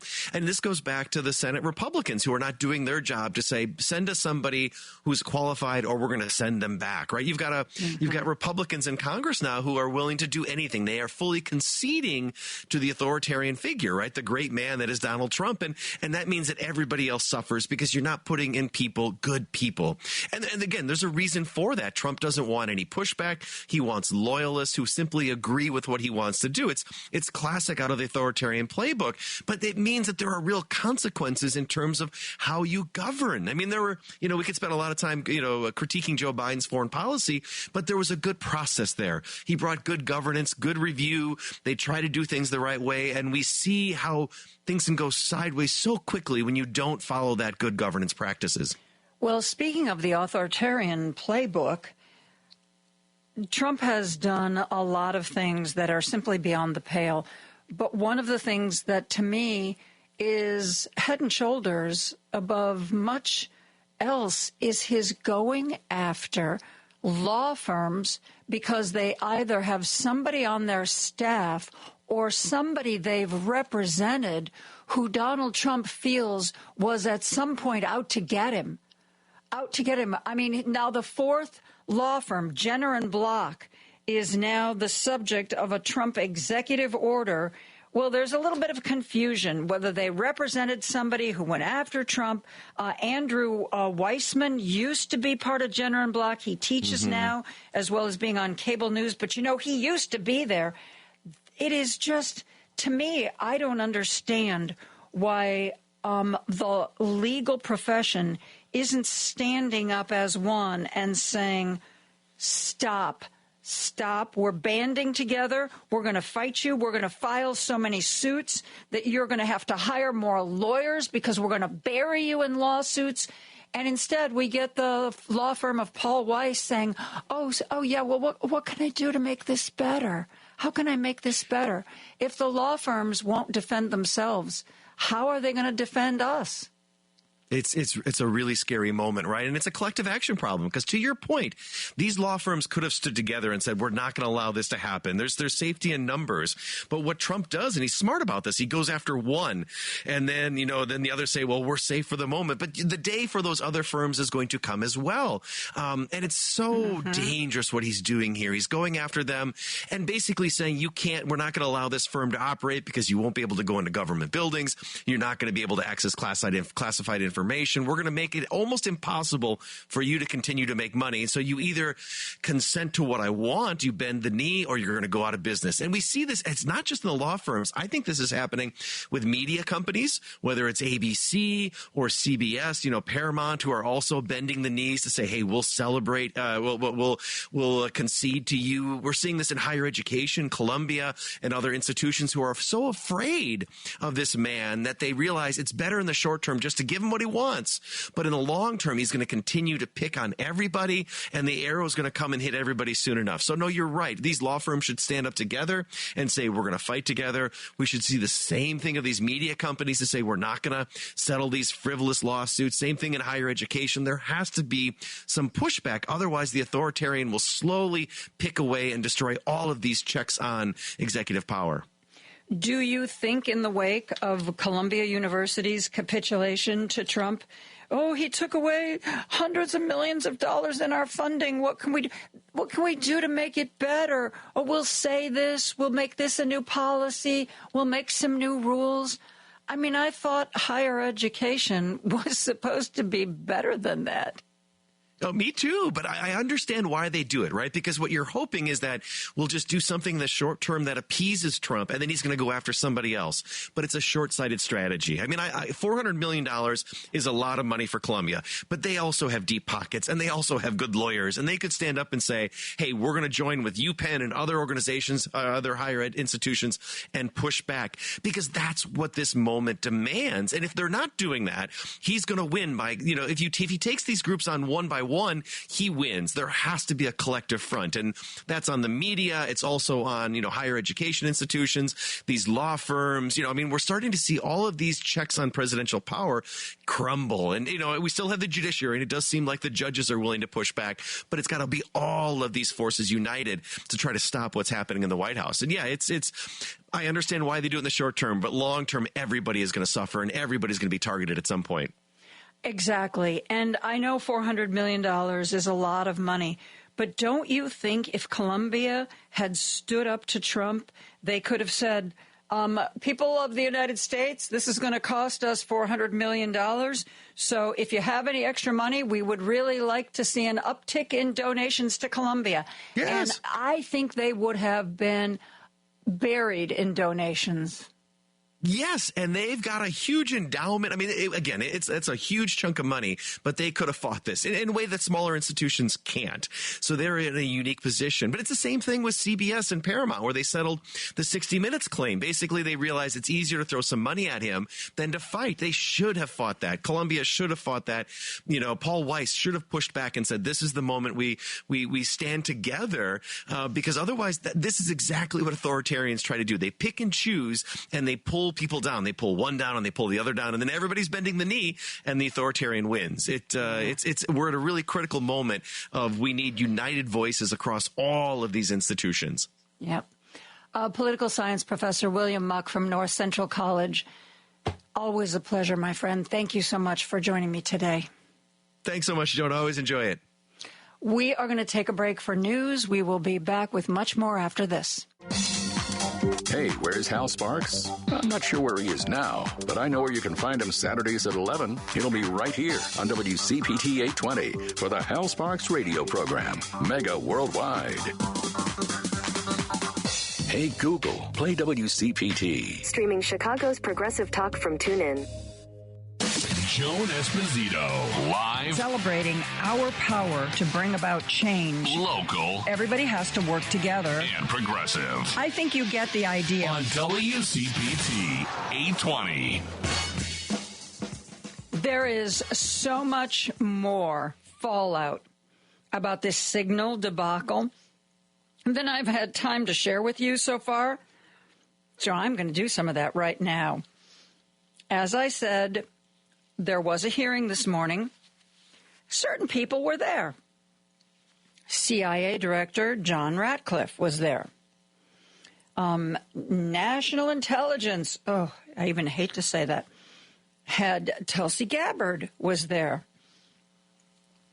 And there were some military folks. It was kind of like, how the hell did this happen? Tulsi Gabbard refused to say anything about anything. Oh, I really can't discuss that, because we're looking into it. There's an investigation. I really can't say anything. Well, were you on your own personal phone? Oh, I really can't say. Sorry, I just can't say.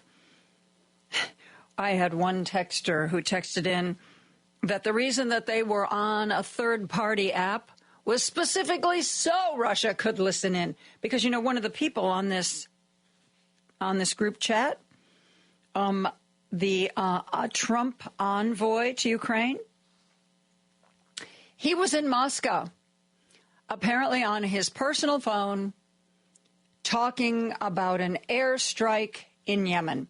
And because Pete Hegseth has gone around over and over again and said, oh, no, there wasn't anything classified. No. It was just a way, you know, I was doing my job, keeping everybody abreast.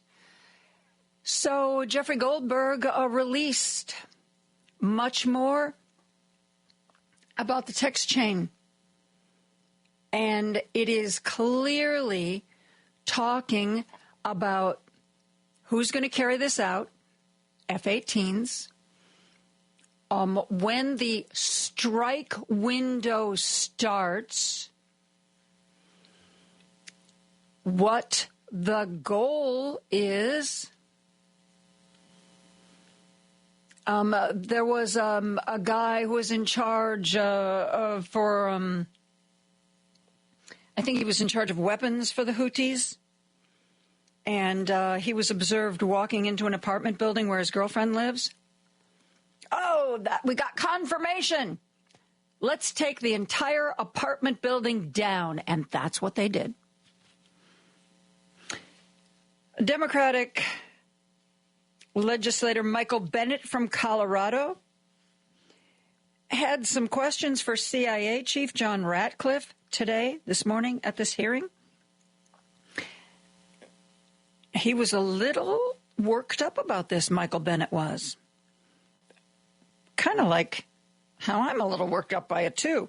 And you got Tammy Duckworth on Blue Sky dropping F-bombs because Tammy Duckworth especially realizes how it wouldn't have taken much more to go wrong for this intelligence, this planning, this operation to be shared with people who could have countered it. How would you counter it? Oh, I don't know.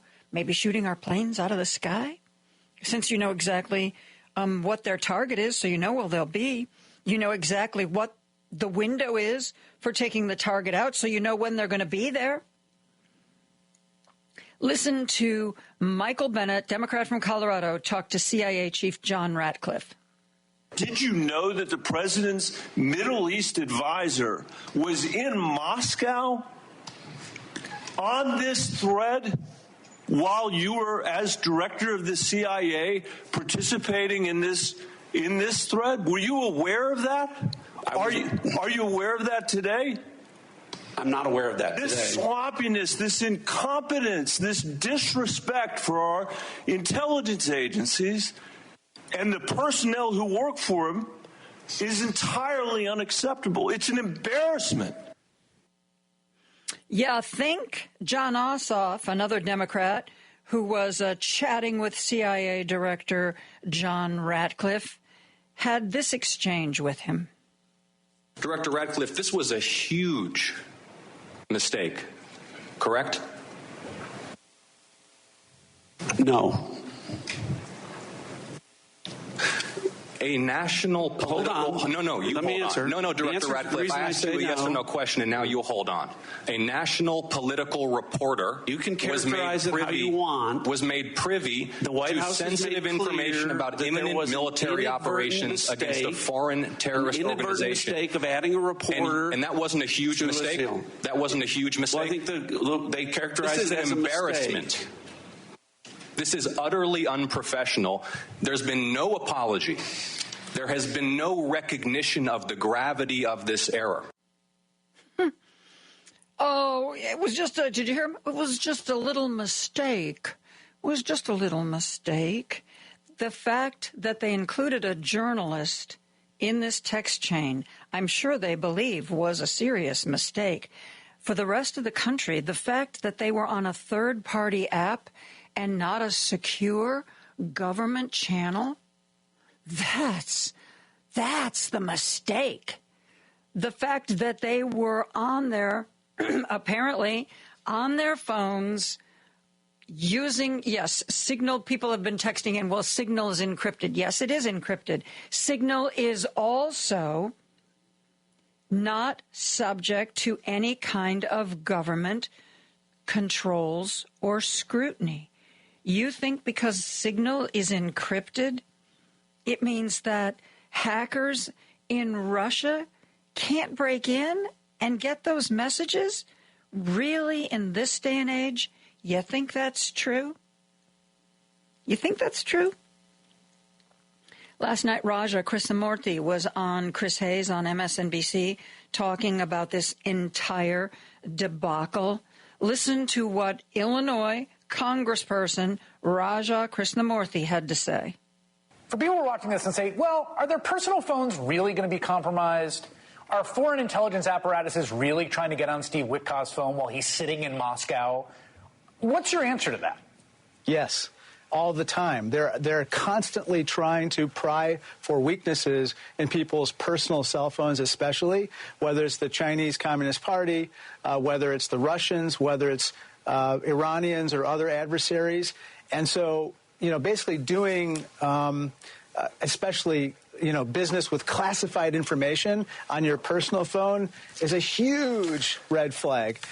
The reason why, a lot of members of Congress don't get involved in these scandals with regard to classified information is that we're only allowed to look at classified information in a SCIF. And if somebody is traveling and needs to have access to that classified information, it can only be done by secure video or secure audio, because those connections have been designed, have been tailored to prevent our adversaries from, getting access to that information. Of course, our personal phones have none of those particular safeguards. Yeah, when you say SCIF, there's a secure facility for this where you drop your phone outside and you go into this kind of vault sort of room to make sure that no one's listening, that there's no eavesdropping, that there's no software, yada, yada. Right. It's only just paper and pencils inside, and you basically, review the material that's given to you, and then you hand it back. And I think that at this point, the Trump administration has gone far beyond that. And I just want to say one thing.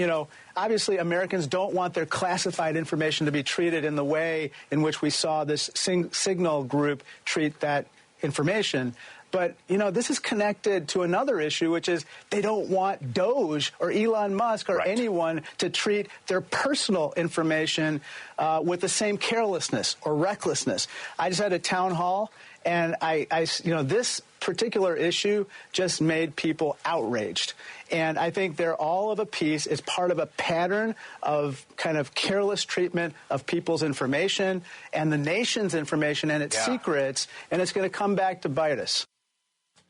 I think Raja Krishnamurthy is emerging as one of the most important Democratic voices to push back against this administration. He's not screaming and waving his hands, at least not most of the time. But he talks in a straightforward way. I saw Alyssa Slotkin was asked about this whole Signal debacle, and I admire her. I interviewed her at the DNC. She comes from a CIA background. She's a tough cookie. And yet when she was asked the question, she was like, well, here's what, like this, la, la, la, la. And I'm thinking to myself, oh, my God, have you completely lost your ability to speak plainly? Rajna Krishnamurthy gets a question from Chris Hayes. Do we really think that foreign governments are going to tap into these phones? Yes. That's the answer. Yes is the answer. It's not this, well, here's what I want to say about that, or here's, this or that or the other. No. I'm sick of that. I'm sick of political speech. Or rather, I should call it maybe politician speech. I'm going to be so careful in what I say. Nothing's ever going to come back to haunt me. I'm not going to offend anyone. As a matter of fact, in a perfect world, I'll give this answer and I won't even really say anything. How's that? That isn't going to cut it anymore, kids. Whew. I think I need to take a break. So, I will be back right after this. If you've missed any of today's show, you can listen on Spotify, Apple Podcasts, TuneIn, iHeartRadio, YouTube, Amazon, or HeartlandSignal.com. Just search for Joan Esposito. Live, local, and progressive. Choose Views with Richard Chew. I try to always put things as best I can in a positive light, even when I'm bringing the sledgehammer to the conversation, so that we can build up things that are going to be good for all of us. And so that's why sometimes will hear me say, you got to bring a sledgehammer to the party. Not literally, but bring a sledgehammer of thoughts and ideas so that ours don't die. We get to tear down theirs and build ours up. Richard Chew, weekday mornings at 6 on WCPT 820. WCPT 820, Chicago's progressive talk, where facts matter. Hey, if you are thinking about buying a house, or maybe you're one of those people with an 8% mortgage and you're thinking, maybe I should refinance. Now is the time to reach out to the people I call whenever I'm in that position, Team Hochberg. As a matter of fact, the people who did your original loan may not even be around anymore. David Hochberg told us 165,000 mortgage professionals have not renewed their licenses in the last 2 years. The mortgage business has been a tough one. And a lot of people just said, you know what, there's an easier way to make a living.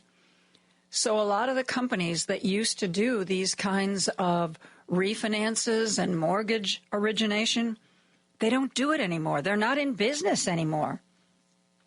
But in the last 2 years, Team Hochberg has actually brought on more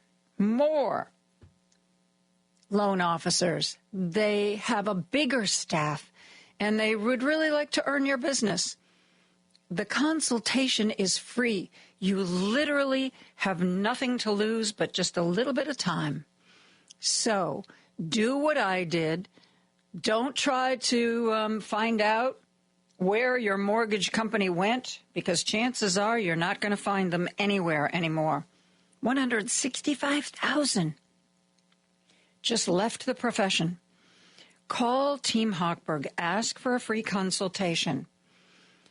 855-563-2843 or go online 56david.com. That number again, 855-563-2843 or on your computer, 56david.com. I also want to give you a heads up because at least once a month, David joins us on the radio to answer your questions you might have about your credit score, how to make it better, how to find out what your credit score is, what kind of situation your kids are in and how you can help them, all kinds of questions. Well, next week, Tuesday, April 1st, from 3:30 to 4:30, David Hochberg is going to be joining with me to answer your questions. Okay? What I will do probably I don't want to lose any of your texts over the weekend. So if you have a question for David and you're not going to be able to call in, why don't you send me a text on Monday? Well, you could also send it Tuesday, but send me a question you have for David Monday or Tuesday on the text line. And what I do is I start copying those questions, and then I have them all together so that when David joins us, he can just jump right in and answer your questions, okay? So Tuesday from 3:30 to 4:30, David is going to be joining me live on the radio. You can call in then, you can text then, or you can text me anytime Monday. Usually it's safest to text me around the time that I'm on the air because everybody uses the same text line, and I wouldn't want your texts to get lost. but I will scour the text line Monday and try to start setting aside your questions for David Hochberg. Lower.com, equal housing lender, NMLS 1124061. Now back to Joan Esposito, live, local, and progressive on WCPT 820. I want to share a little bit, just a tiny bit more about this whole thing that's going on, the controversy over what they're now calling Signalgate, where a third-party app was used to plan and execute a military strike in Yemen. Ooh. And a journalist was added to the group. Ooh, ooh, ooh. I'm going to talk about that. Our governor, Pritzker, was also on with Jen Psaki earlier this week, and he talked about the Democratic resistance and how sometimes just showing up was enough. I'm going to talk about that. And I also want to talk a little bit about what's happening with the student at Tufts University who was basically grabbed off the street. So let's start. I want to start with wrapping up kind of about the Signal thing, wrapping up for maybe today. It is going to be an ongoing controversy. But Andy Miles sent me this edited interchange between Congressman Mike Quigley and Tulsi Gabbard, General Timothy Howe, who's the director of the National Security Agency, Lieutenant General Jeffrey Cruz, who is a director at the Defense Intelligence Agency. These were some of the people who were pulled before legislators this morning to try to explain or defend this incredible breach of security that took place. You're going to hear a tone that is separating. First, he talks to Tulsi Gabbard. Then he talks to the Director of National Security Agency. Then he talks to the Lieutenant General Jeffrey Cruz from the Defense Intelligence Agency. You're going to hear a little tone between these various clips. It's just sort of a little roundup of what happened this morning when the people in charge tried to explain away, was it classified information or wasn't it? Was it inappropriate or not? Was it a little bitty baby mistake or was it a big mistake? Listen to this. I'll tell you why more people are worried about this than you might think, and that's Director Gabbard, your position was created post 9/11 because of the horrible intel failure that took place there. We weren't sharing information. It wasn't adequately shared within the community and between our allies. We have to believe that our allies look at this as a colossal mistake and will at least hesitate to a certain extent, wanting to share sensitive information with us that keeps us safe, because they're worried about their sources and methods as well. Wouldn't you be at least somewhat concerned that our allies would look at this and say that wasn't the perfect way to communicate? Congressman, thank you for the question. If that information that was put out in the chat by the Secretary of Defense had included specific sources and methods and targets and names, then the answer would be yes, but that was not the case. Just language like this in a different context, okay? But just within your department, sir, your people are passing this information. Do you advise them maybe they don't use Signal on this? Are there other forms? Obviously, they're going to be more secure. What I would offer is the data that we would be passing would be the full target packages and the full set of operational information. Okay, but even if it was just this, do you really want to give the possibilities that they could be breached, hacked, and they would get this information? Wouldn't you, even with just this, sir, respectfully, wouldn't you want to use a more secure means of communicating? I think what I would offer are two things, and hopefully they're helpful to you. One of them would be, in addition to that full package that we've been talking about, when the Secretary extracted individual details from that and provided those on Signal, whether individually or in aggregate, that is his decision of what is classified and what is not from an operational aspect. And that's probably the most important relevant piece to there. And I would echo what we've said before. It's the Secretary's authority for the just give me, there's more secure ways of communicating any of this, right? There are, and our adversaries have General, there are, right? To intercept. There's much more secure means that you use, even if you don't think that this is, or you don't want to stick your head out on it. What I would say is the full packages were transmitted within classified, within traditional classified. But this could have been transmitted in a classified way as well. Thank you. Yeah. Well, you know, it was secure with operational details. And then you get to Tulsi Gabbard, who's just decided that the heck with all of you. I'm sorry, I can't talk about that. I can't talk about that. I can't talk about that.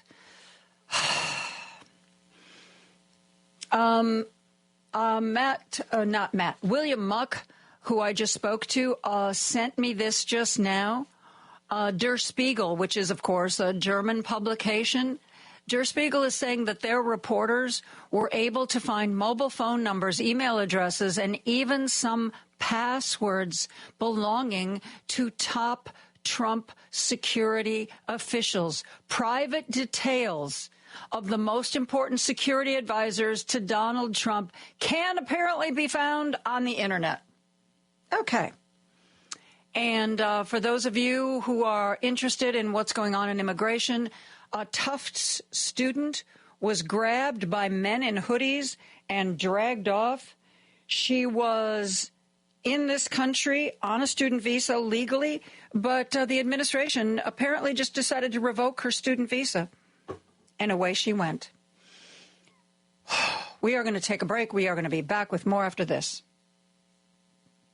If you've missed any of today's show, you can listen on Spotify, Apple Podcasts, TuneIn, iHeartRadio, YouTube, Amazon, or HeartlandSignal.com. Just search for Joan Esposito. Live, local, and progressive. This is Chicago's Progressive Talk, 820 AM, WCPT Willow Springs, and online at WCPT820.com, where facts matter.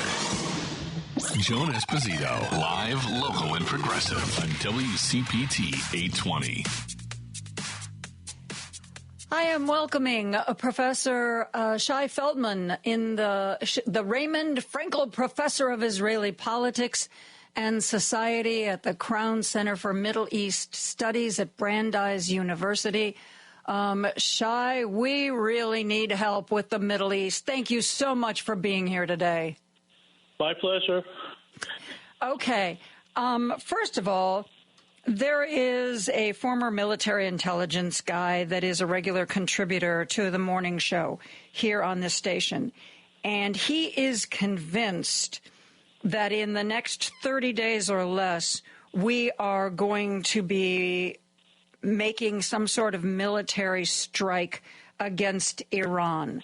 Now, because he was military intelligence, one might be led to believe that maybe he has sources. Is there a situation that you see in the Middle East that would call for this? What would, if this sort of thing is actually being talked about, why? What would it be designed to accomplish? Well, the situation is the situation that he's talking about actually doesn't come from the Middle East. It comes from Washington, D.C.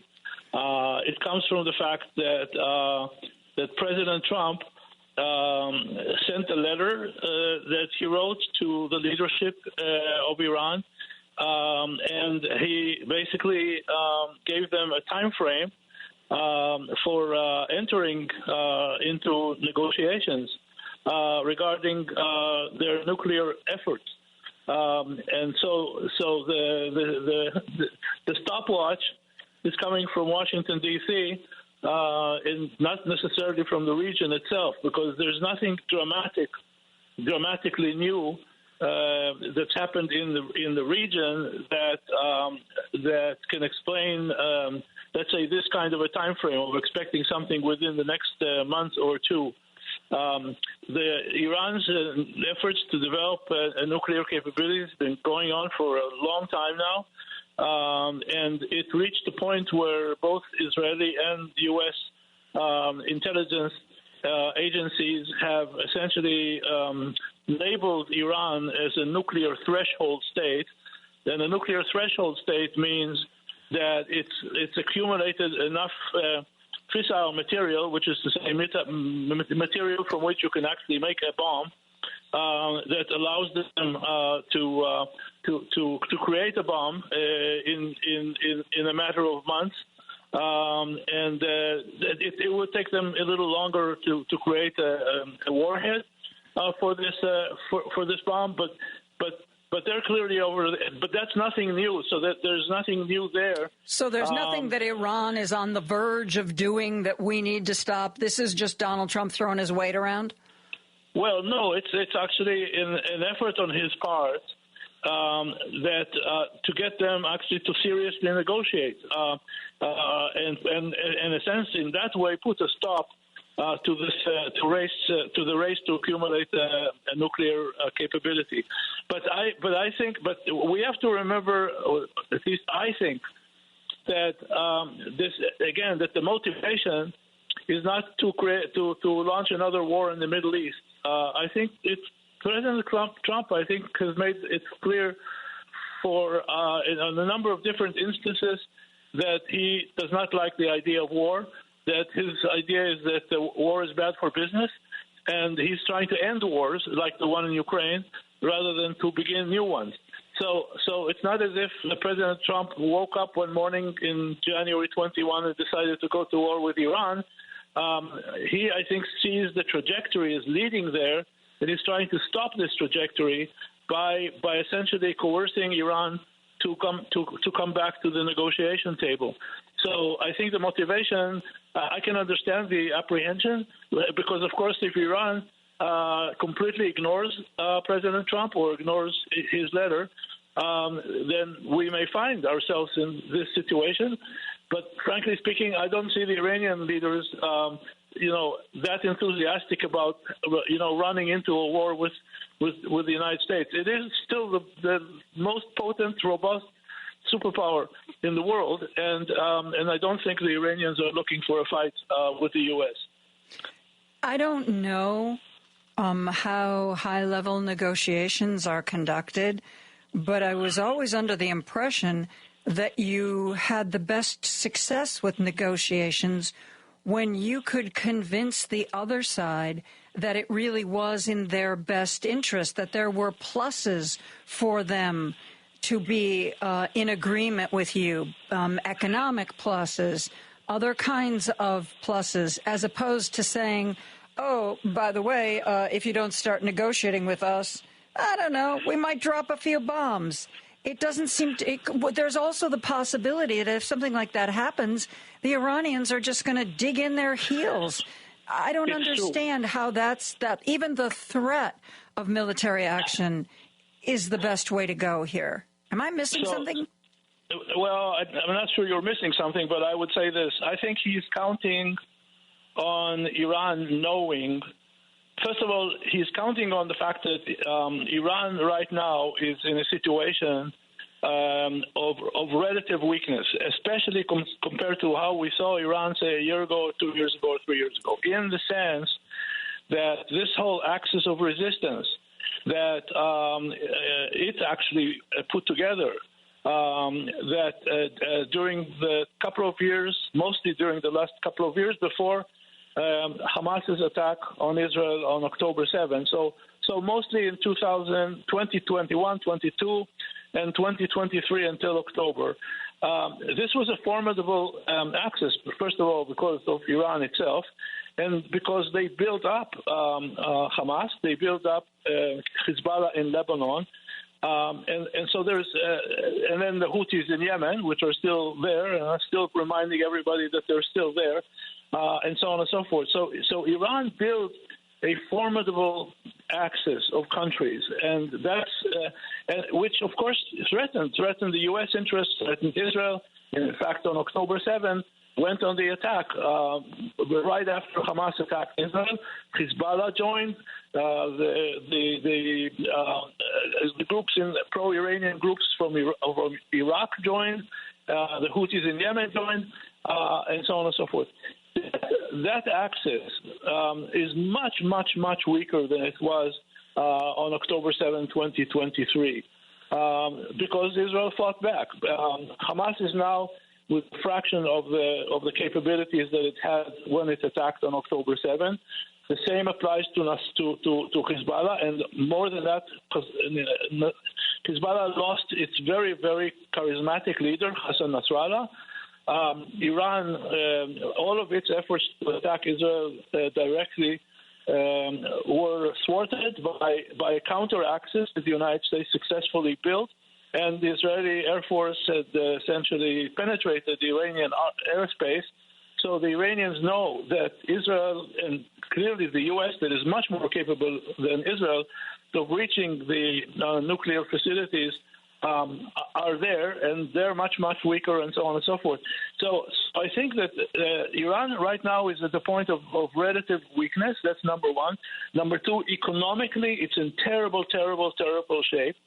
And you see this with the conversion rate of the Iranian currency, and they know that there is a lot of economic benefits that are there waiting, because the U.S. doesn't want a war with Iran, and the Europeans don't want a war with Iran.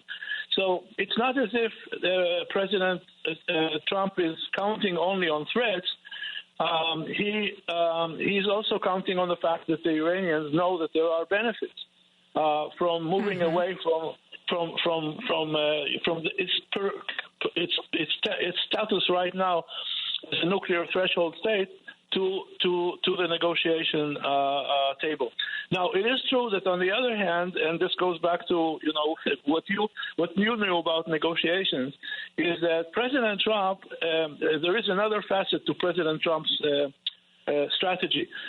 President Trump, when he sees something that's not moving anywhere, that is kind of frozen, because the parties aren't showing, willingness to let's say rethink their position and be a little more flexible to allow an agreement to take place. I think he thinks of this as a very, very high tree, where the fruits are very, very high, and there's no ladder that you can with which you can reach the fruits. So what he's trying to do is like shake the tree with as much force as he can, so that some of these fruits will fall, and where they will fall and when they will fall, I mean, in his view, this creates new opportunities. So the issue is how to get out of situations that are frozen to create a new reality of much more, let's say, liquidity, so that it would allow negotiations to be fruitful. I'm talking to Professor Shai Feldman, who is a professor of Israeli politics and society at Brandeis University. We are going to take a break. And when we come back, Shai, I want to talk to you about what is going on in Israel right now, the protests that we're seeing. We'll be right back after this. There's no excuse to miss Joan Esposito. It's number one on my stereo. Live, local, and progressive. You can listen to her daily at WCPT820.com on your computer or phone. This is WCPT 820, where facts matter. Joan Esposito, live, local, and progressive. Every weekday afternoon from 2 to 5 p.m. on WCPT 820. Joining me is Professor Shai Feldman, the Raymond Frankel Professor of Israeli Politics and Society at Brandeis University. And what is going on the streets of Israel these days? Well, what's going on is that thousands and thousands, into the lower hundreds of thousands, are in the streets protesting a number of developments that they see as a threat to Israeli democracy.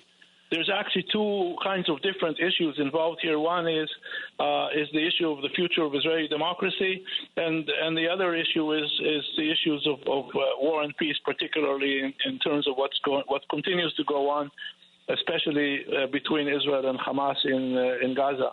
On the first front, the Israeli government is tried this, like a year before Hamas's October 7, 2023 attack on Israel.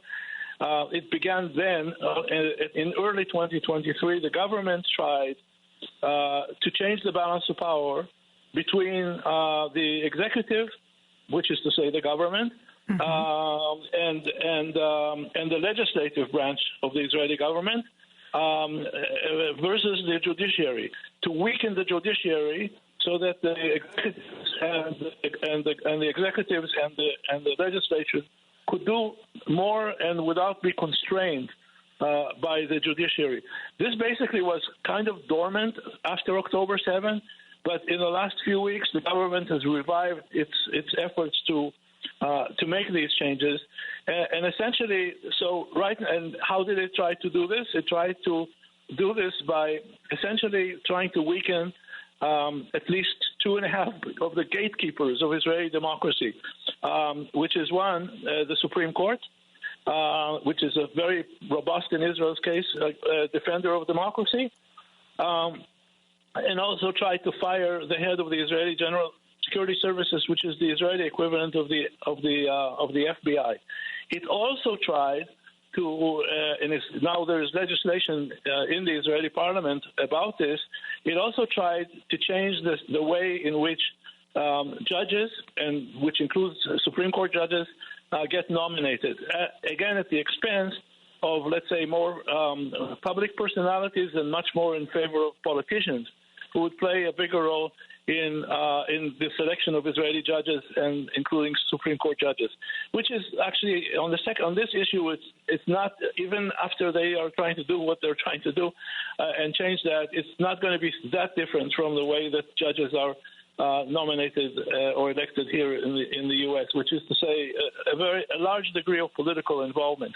The public sees these moves, including the effort to fire the director of General Security Services, and also to fire the Attorney General of Israel, which is what the government's trying to do, as essentially threatening all the most important gatekeepers of Israeli democracy, and they're out in the streets to protest that and to prevent that. And this is now going up to the Supreme Court to decide whether what the government is doing is legal or not. If the Supreme Court decides that it's not legal and will rule that these moves are not legal, and the government will decide to ignore the Supreme Court decisions, then Israel will find itself in the most extreme constitutional crisis in its history, because this would be a head-to-head battle between the Supreme Court on one side and the politicians on the other side. So that's one issue that's bringing most of the people on the streets now. But there is a second issue, and the second issue is, an issue that is being debated in Israel since the war began, since October 7, 2023, and that is what comes first, defeating Hamas, or putting all the efforts first on the issue of trying to release the hostages, the Israeli hostages that Hamas is holding. And now the government has decided not to continue implementation of a ceasefire agreement that was negotiated by both the Biden administration and Trump administration. The two teams actually cooperated together in the weeks leading to President Trump's inauguration on reaching this ceasefire agreement, which included hostage release. The Israeli government both sides implemented phase one of this agreement, the Israeli government decided not to enter negotiations on the implementation of phase 2. That's too technical. The most important aspect of all of this is that the process that towards a ceasefire has stopped, and as a result of that, the war, in a sense, the fighting has been renewed. And thousands and thousands of the people, among the hundreds of thousands that are in the street now, are basically out in the street because they think that the number one priority of Israel on this front should be the release of hostages. And Israel should not have renewed the fire, and they are opposed now to the continuation of the fire and are actually trying to persuade the government that it has to go back to implement an agreement that would allow more of the hostages to be freed. You keep saying that they're reacting to what the government is doing.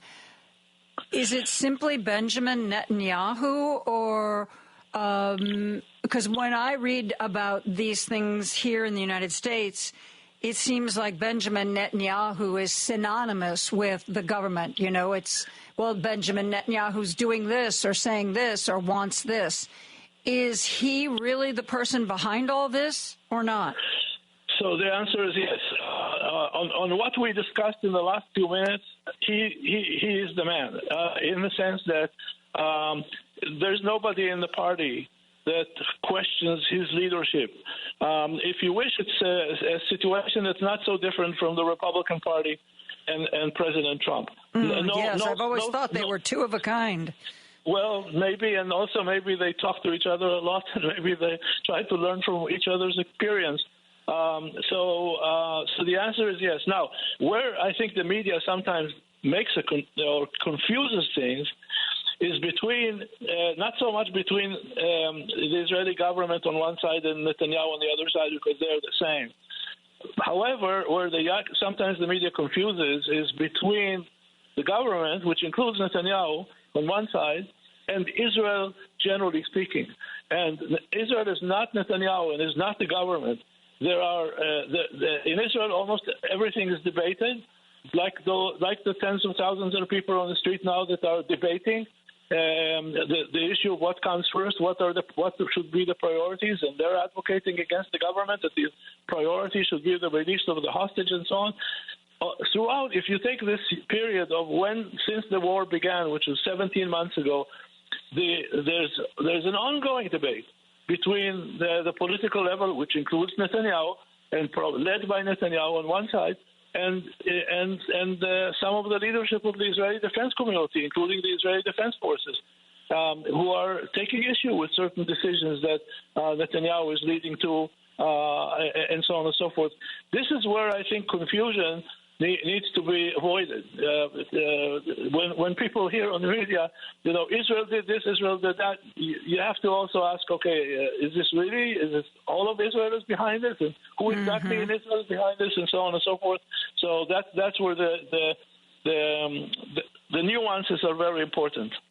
You mentioned the possibility that if the court rulings go against the government of Israel, that the possibility exists that they would try to ignore or circumvent the courts. We are also very worried about that with Donald Trump, who seems to at least have people in his administration who don't think that court rulings necessarily have to be followed. In Israel, if the government gets a court ruling that goes against it in some way and chooses to defy it, what will happen?